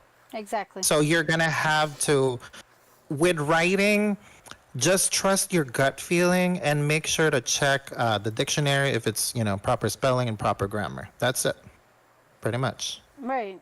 You Like Agape said, you gotta sing and rap with passion and energy to some degree. And that's absolutely right. How am I supposed to believe that you pulled 2 9mm when you come out singing like you pulled 2 water guns? You know what I mean? Exactly. Like how am I supposed to believe that if you don't even believe that? So 100%. you know what I mean? Yeah, if you're all about rah, rah, rah shit, bragging about your shit, make sure it's then real. Exactly. Like, Be about that shit. perform it. If you don't have that, be about that shit. Rap it like it's real. Like they'll tell you, I've said this 1,000 times, I'm a serial killer fanatic, and Jeffrey Dahmer is my favorite. You will hear me say 1,000 times, I will eat your fucking heart out. And I will eat your fucking heart out. Like, I got 20-something people in my head, and one of them is hungry. You know what I mean? So... Oh my God. Now that you mentioned Jeffrey Dahmer, Maddie can attest to this. So I watched the Dahmer series, right? You know how they're like screwing his head and like they're showing guts. Bitch, the whole entire time, you would think I was afraid. No, bitch, I was eating fried chicken while that was happening. See? I love Not Jeffrey one blink. Dahmer. I didn't blink one time. You I know didn't who blink else? one time. You know who else I like? He's considered a serial killer, but he never. Charles Manson. He never touched a fucking person, but spent his whole life in prison until he died. Now he manipulated them, but he didn't do it. He's not a serial killer. He's more of like a terrorist, if you think about it. Exactly. But when he was in prison, they labeled him a serial killer. Do you know, it's crazy because I used to watch the show Lock Up all the time, and they actually did his prison. And they were told that the only way that they could film inside his cell is if he agreed. And if he agreed, they had to take him out of his cell. Any interview he was ever in, they always had him chained. Always. He's creeped out by John Wayne Gacy, because John Wayne, I think they're in the same prison or some shit. He keeps sending him like fucking pictures. Well, yeah, he used to before he died. Charles Manson just died a couple years ago, actually. I think he had cancer, if I'm not mistaken. He had cancer for a while and he died. But he used to send pictures of black widows that he would draw. He used to draw black widows and send them to John Wayne. Yeah. Yeah. Yes. Yep. Yes, they're threatening each other. A serial killer that I am actually fascinated. Yes, I am fascinated because I Yes. watched them. Yeah. Do you Have know? you ever heard of Rodney Alcala? No. He's the serial killer who was in a dating show. Oh, yes. Okay. Yes. Yes. That's him. I yeah. didn't know I was him by fascinated because he name. made. Because obviously there's Ted Bundy, right? But he took it to the next level. He went on a dating show. So I was like, this asshole, this dick. I swear to God. Yeah. That's crazy. He's a So, have you ever heard of the railroad killer, Angel Maturino Resendez? No. Okay, well, he was the railroad killer. They caught him in Texas, but he was the one that was hopping from train carts to train carts. Oh, okay. I may have seen that. He actually killed a guy in Lexington, Kentucky, on a train track near the University of Kentucky campus. A girl and a guy who were at a party, they decided to leave the party. They were together. He jumped out from behind one of the boxes. You know, the boxes that they switch on right at the railroad. You know, like when the train's coming across the railroad signs. It's like the big ass box underneath. He jumped out from behind that with an ice pick. Now, Right. if you're not in the situation, you can't really say what you would do. I personally have been robbed at gunpoint when I worked at Family Dollar. So I do understand that adrenaline works different ways for everybody. But let me tell you 100%. something. If somebody jumps out on me with an ice pick and it's me and somebody else, like, I might take a stabbing, but we get ready to beat your ass. Like we getting ready to tear your ass up, or at least you're gonna know we're coming. You know what I mean? Like, Well, I'm not gonna sit there. shit. I'm not gonna sit there and watch them stab you to death when I could jump on that motherfucker's back and choke him out with a belt that I have around Exactly. my. You know what I mean? Like but like I said, Or find a fucking big ass rock and then just bump his ass. that's exactly what he did to the guy. He smashed the guy's head with a rock. Okay. Yeah. So I mean, Damn. but in the meantime, That she's tells something standing about me there. then. She's standing there. I won't say watching because I'm sure her adrenaline was so high she was scared. But she's standing there like, bitch, jump on his back, throw a rock at him, trip him. You know what I mean? Like, Yeah, so you can something. escape. Like, do something. something. You know?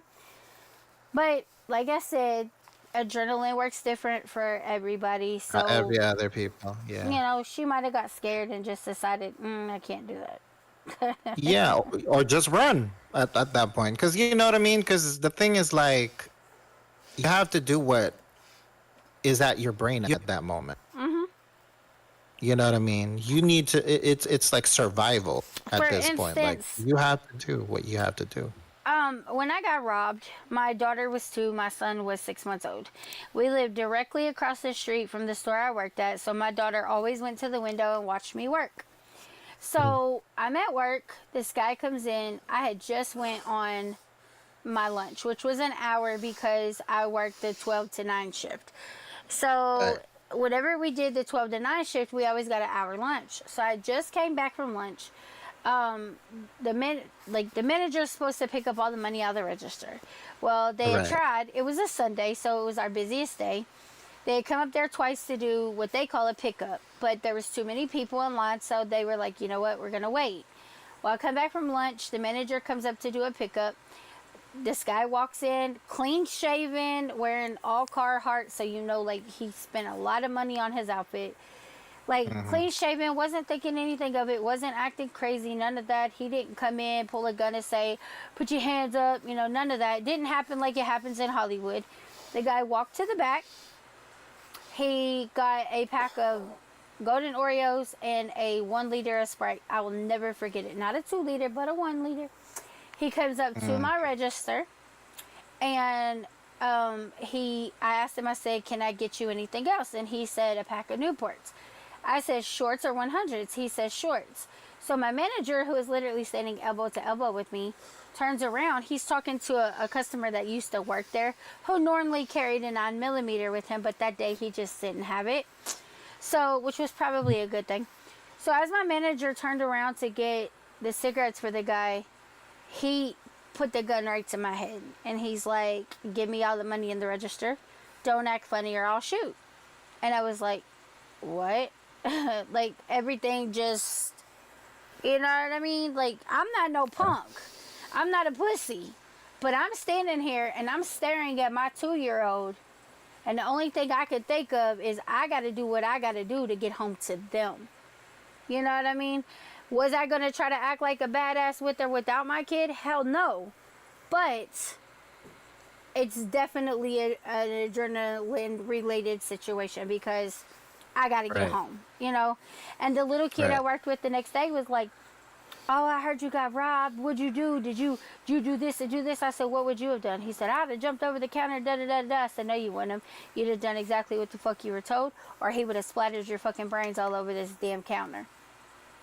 And he's like, well, yeah, you're right. You're right. If that man would have told me to carry that register out of that store for him, I'd have unplugged every fucking register in that store and carried it out of the store for him. You know what I mean? Fuck that shit. So that's wild. So we got a couple more questions, and then I'm gonna play some music for you, and I won't hold you. Go ahead. I won't hold you too long. We already almost at 3 hours. So how would your friends and family, bandmates, and Maddie, don't you dare answer this, how would they describe you? Well, they would probably say I'm, you know, in real life, I would say they would probably think I'm reserved, kept to myself, sweet, stubborn, hot-headed, and I don't know, maybe a little crazy sometimes, because I have a weird-ass humor, as you can tell. No, So, I mean, that's what makes you you, so. yeah, and also a foodie. I like to eat. I gotta say, I like to eat. Oh, Invite me to any group you want. Just prepare fried chicken on the counter. I'll eat it. Absolutely. Like, for real. I'm a foodie, so I like to eat. Yeah. So yeah, pretty much reserved, quiet, a little bit impatient, a little bit insecure. Not negative Nancy, but more of a realist instead of a pessimist.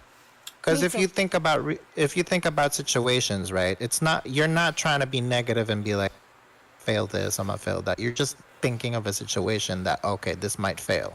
Yeah, I know because this of could this. happen. Yeah, absolutely. Yeah, you know, you're more like an A plus B equals C, opposed to like, oh, A Yeah. and then Yep. C. Yeah, So no doubt. I'm more of a realist. Yeah. I always tell They people. think No, go yeah, ahead. they think I'm a realist. They think I'm a pessimist, but I feel like I'm more of a realist because I like to think of situations that might occur. You know what I mean? Because there's a lot of things that could have happened in one situation, Yep. and you can avoid this situation, but you rather do this situation instead. Yeah, You got to be prepared for everything. I always tell people, like, absolutely. I'm that type of person. I could be standing in the sunshine with a beautiful blue sky, but I'm always the one to find that one little rain cloud. You know what I mean? Because I know that little rain cloud is there and it can cause some damage. You know what I mean? So I'm that person. I'm like, oh, yep, it's pretty out, but look, it can rain. You know what I mean? So Yeah. that's what You have to always be ready. You have to always be ready for anything. What And is that's how it? I am. If you stay ready, you don't have to get ready. Exactly. You know what I mean? I want to be prepared all the time, so that's another thing. I'm very OCD. I feel like they would think I'm OCD because I want everyone to tell me in advance. My family and friends, they always like doing everything, but I don't. I want everything to be prepared before Right. things happen.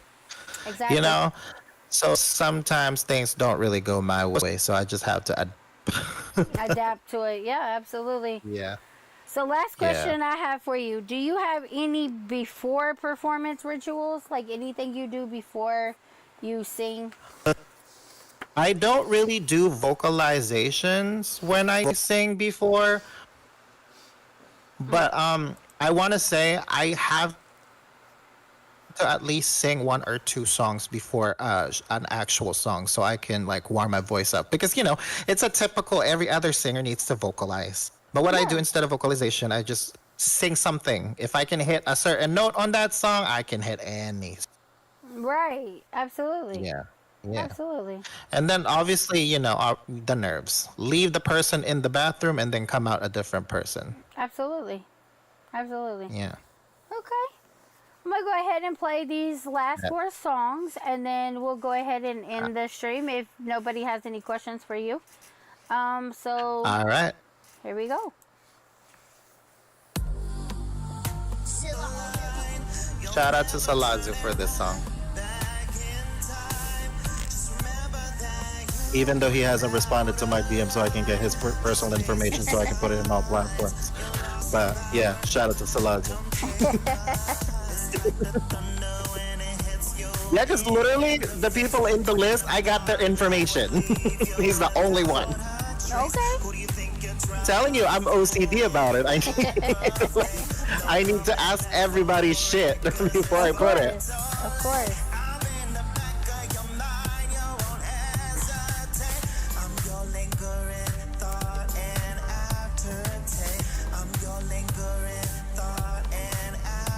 How about you, lady? How do you get rid of Uh-huh. if you're nervous on stage? How do you get rid of that stage anxiety or stage fright? I'm the type of person I just do it. Because if I don't do it, then it's not gonna get done. So basically I just prayer. You know what I mean? Like pray that my ass don't fall off the stage. Or you know what I mean? Yeah, So- 100%. I basically just every time I've ever performed I just do it. Yeah. Same here. I should add prayer to the list too. Right, because that goes Because a quite long way. frankly, there's a comfort in prayer. Yeah. It does. There's a comfort in prayer. There A is. lot of people don't understand how much. I mean, given some people are agnostic or atheist. Do what you want to do for spirituality or whoever, but there's a comfort in prayer. Absolutely. Absolutely.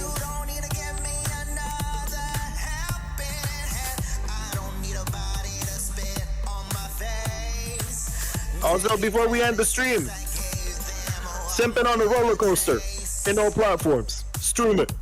Share it with your mama. Share it with your daddy. Share it with your friends. Share it with your cousin, your schoolmates. If you're underage, if you're overage, schoolworkers, And the homeless Shit. people. and the homeless people. Share it with your husband, your wife, your side hoe, your side bitch, your down low man, whoever the fuck you in bed with. Absolutely. Yeah, tell him D-Rel sent you. Fuck. Right.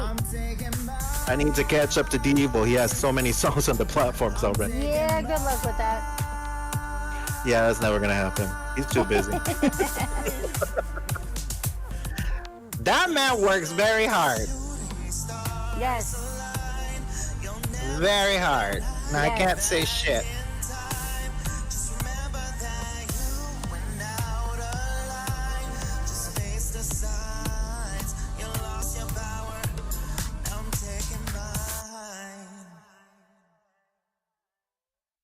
Oh my goodness. I can't believe I put this metal song in there. Hey, shows versatility. And I'm yeah. getting my collaboration with Crook, by the way. Shout out to Crook. Yep. That's another man. I need to talk to him. I need to put this in the platform. Absolutely.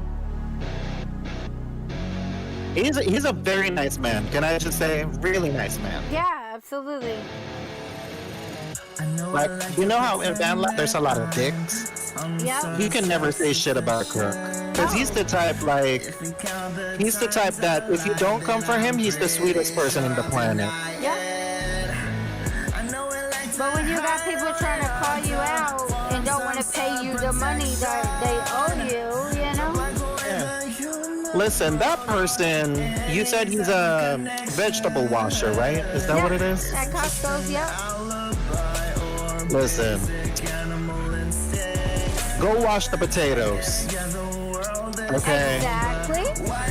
They sell good at McDonald's. And so go wash the motherfucking potatoes. Listen. And make money.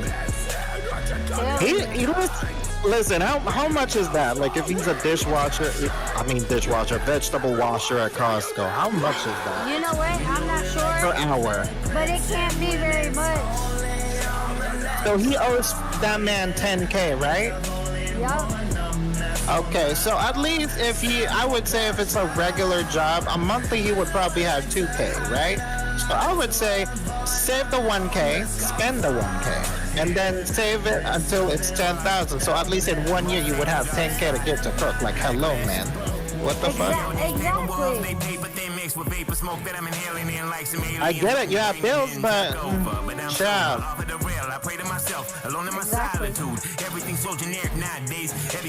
Don't be starting a bet that you can't finish. Don't let that check don't let your mouth let it check that your ass can't cash. Yeah, exactly. No, I'm sorry, we not the same. If I really want to get famous, I would just fucking name drop Andrew Tate's name. I see morons from morons, and so on and so on. A D-Rel, say fuck it, let natives pass the whole song. See, that's the reason I don't get with beefs. Sometimes with diss track beefs or whatever. Yeah. Like they would do all this shit and even bet money on it, thinking that they would win, and then all of a sudden they didn't win. They can't even pull up the money and saying it's a popularity contest. Like I don't get it. Exactly. Like where's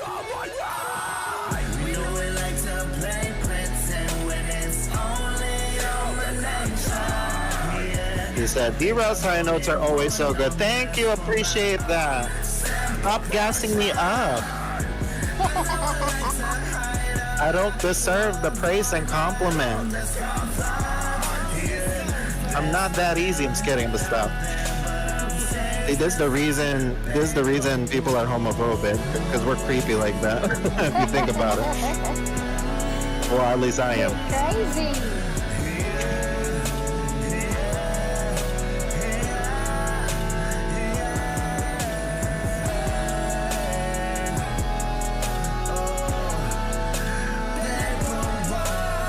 Also, shout out to Laydee. She's our next guest. Next week, next Saturday, our last guest for Damn for this season. And then we're going to come back with season 3. That's what's up. So now I'm going to ask you, since you're going to be in the Damn, me and Maddie are planning something special on the 23rd, like a Thanksgiving special episode. So if you want to hang out with us, we're going to be on the group call instead of the private call. Okay. Yeah. And we're going to film that episode. Hell yeah. We haven't ironed shit out, but it's a plan. So that's a spoiler for y'all. I know Maddie hates me when I spoil shit, but friend, you already know. Yeah, most definitely. Can't be done. Can't be done. I have to spoil it. I'm excited about it.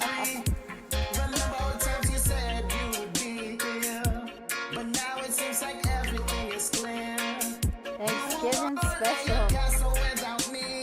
Yes, we're gonna do a Thanksgiving special. Cause after our show, it's pretty much Thanksgiving. Yeah. Yep.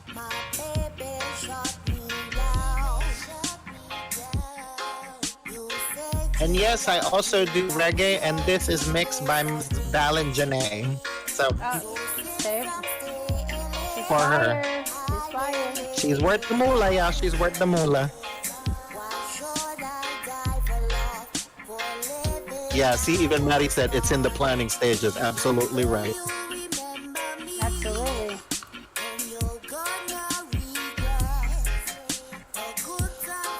Okay, I'm gonna spoil it for you. Are you ready for the Block collab disc, though, lady? Or damn? No, I'm not. You're very outspoken. No, I'm not, because I know y'all are gonna put Lex and Evil in there. Oh, you damn fucking dog, girl. We might put someone else. I already know. I'm like, damn.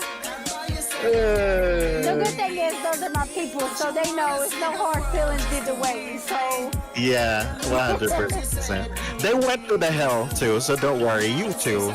Yeah. Everybody who's a guest in them. Even fucking Laydee Keys was a guest on our show.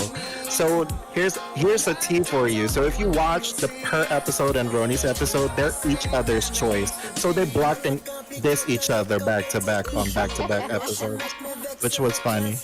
Yeah. that shit is hilarious. Hilarious as fuck. Thank God I was never a choice. Well, actually, now some episodes I was a choice. I was like, what the fuck, Maddie? How am I a choice? What did I do to deserve to be a choice? What the fuck? So I automatically tell them, choose me, block me, so you don't have to do it with someone else. Yeah, because I'm used to being the punching bag in Band Lab, so sponge. Use me as a sponge. I'll consume everything. All your frustrations and anger. Tag me in all of your diss track. It's okay. It gives me attention. Do it. Exactly. Absolutely. So go check out my music. If they're picking on you, there was just somebody else alone. Exactly. Because look, they'll check my music and be like, oh my God, his shit is fire. Let's follow this man instead and unfollow the other man. Exactly. Yeah, so if you're that mother out there who dissed me in the past, Fuck you. Fuck your mama. good luck. Fuck your dead granny. Yeah, especially to those people that stole my music thinking that they're gonna win. Well, guess what? Your shit all got taken down, ain't it? That's right. Guess who emailed a lot of people? Exactly. So next week when I fucking submit all my songs to ASCAP, you're not gonna steal shit ever again. Right? Yeah, because I've been a dumbass for the past few years, not putting my music out in DistroKid. So look what happened. Karma's a bitch. They stole my music. Ain't that funny? I mean, people shouldn't do that shit anyway. What's good, Scandalous Bronx? I know you heard us talking about Taste on the Mondays. We've had a couple of people doing that. You know what I mean? So. Crazy. You know, the funny thing is, like, before I released this song, Sipping on a Roller Coaster, right? So I Shazam my song. You know, just because I'm curious, like, who? Nobody's stealing my music, right? Bitch, someone went, shit you not. When I played that shit, it was my voice, different title, different name, different picture. I was like, this motherfucker stole my song. Not only did he steal my song, he stole my voice. Fuck. Right. That's fucking crazy. I went ham on the emails that Yeah, I even told Maddie, I was like, damn, I would have too. this shit is whack. Yeah, so Maddie, what she did, she stalked the motherfucker, found her YouTube channel, found her BandLab page, found her Instagram. I messaged all three See? of those things. And then I messaged iTunes, Spotify, Pandora, Amazon Music. All her shit got taken down just like that. Good. After I send them proof. There's no telling who else's Motherfucker. shit she done stole. Yeah, that's what I'm saying. I have someone listen to them and they said like that whole album doesn't sound like her. There's like different voices in there. So she stole a lot of songs. That's fucking crazy. I'm like, bitch, you think you're gonna sound like me? Good luck singing that live, honey. Good luck singing that live. Not to brag, but good luck singing that live. Do they think you sound like a man as a woman? Have a good one. You must be Cher then. Fuck. Do you believe in love after love? Either she sounds like fucking Cher or Tony Braxton, cause shit, she don't got a deep voice like that. Fuck. Still my music. Either that or my voice is too feminine. Like fuck, that's a compliment too. Shit, I'm Prince or Justin Timberlake. Fuck. Right. Yeah, crucify me. Sure. Shove me in the wall, spit on me, and tell me I'm a piece of shit. Then fuck. Holy shit. Hell no. Hell no. I don't even know what to say. I know. I'm sorry. I told you I have a weird sense of. Hey, be you. Be you. I call myself the creepy uncle from the east. Fuck it. Hell no. Sorry. All right. Seems like we're ending the show. Right, lady? Yes, sir. If anybody has any questions for me or D-Rel, now is the time to answer or ask them. Yes, this is a press conference.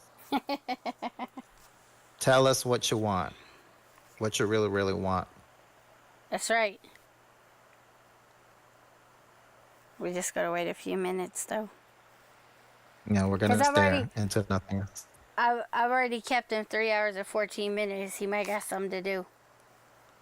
No, I'm good. My schedule is clear. It's Saturday, girl. I'm day off. That's something quick though.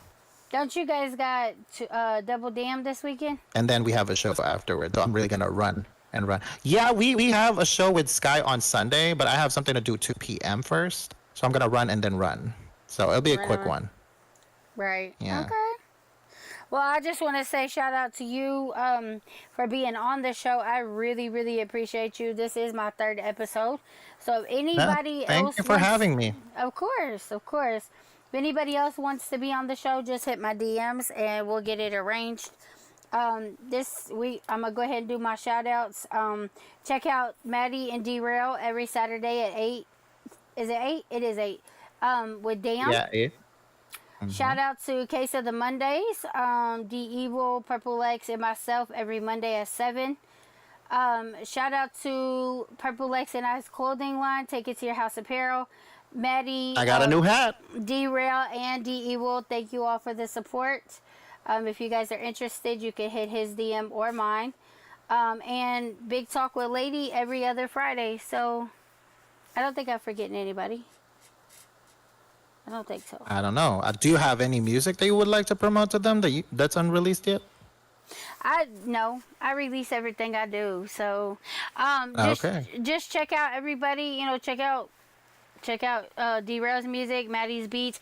Maddie, I need my beats, ma'am, so I can do my album. Thank you. and I'm gonna get Maddie on a rap song. She just don't know it yet. She gonna be on there rapping. Oh, she gonna rap. She wants to rap for a while now, so she might. Yeah, we gonna have to do it. We gonna have to do it. Alrighty. Absolutely. Well, D-Rel, again, thank you so much for being on the show. I appreciate you. Absolutely. Thank you for having me, and we'll see you next week on our show. Absolutely, I'm excited. Me too. Thanks to everybody who tuned in, and I'll see you in 2 weeks. Actually, we'll see you Monday. Case of the Mondays. All right. See you guys. Bye. Later.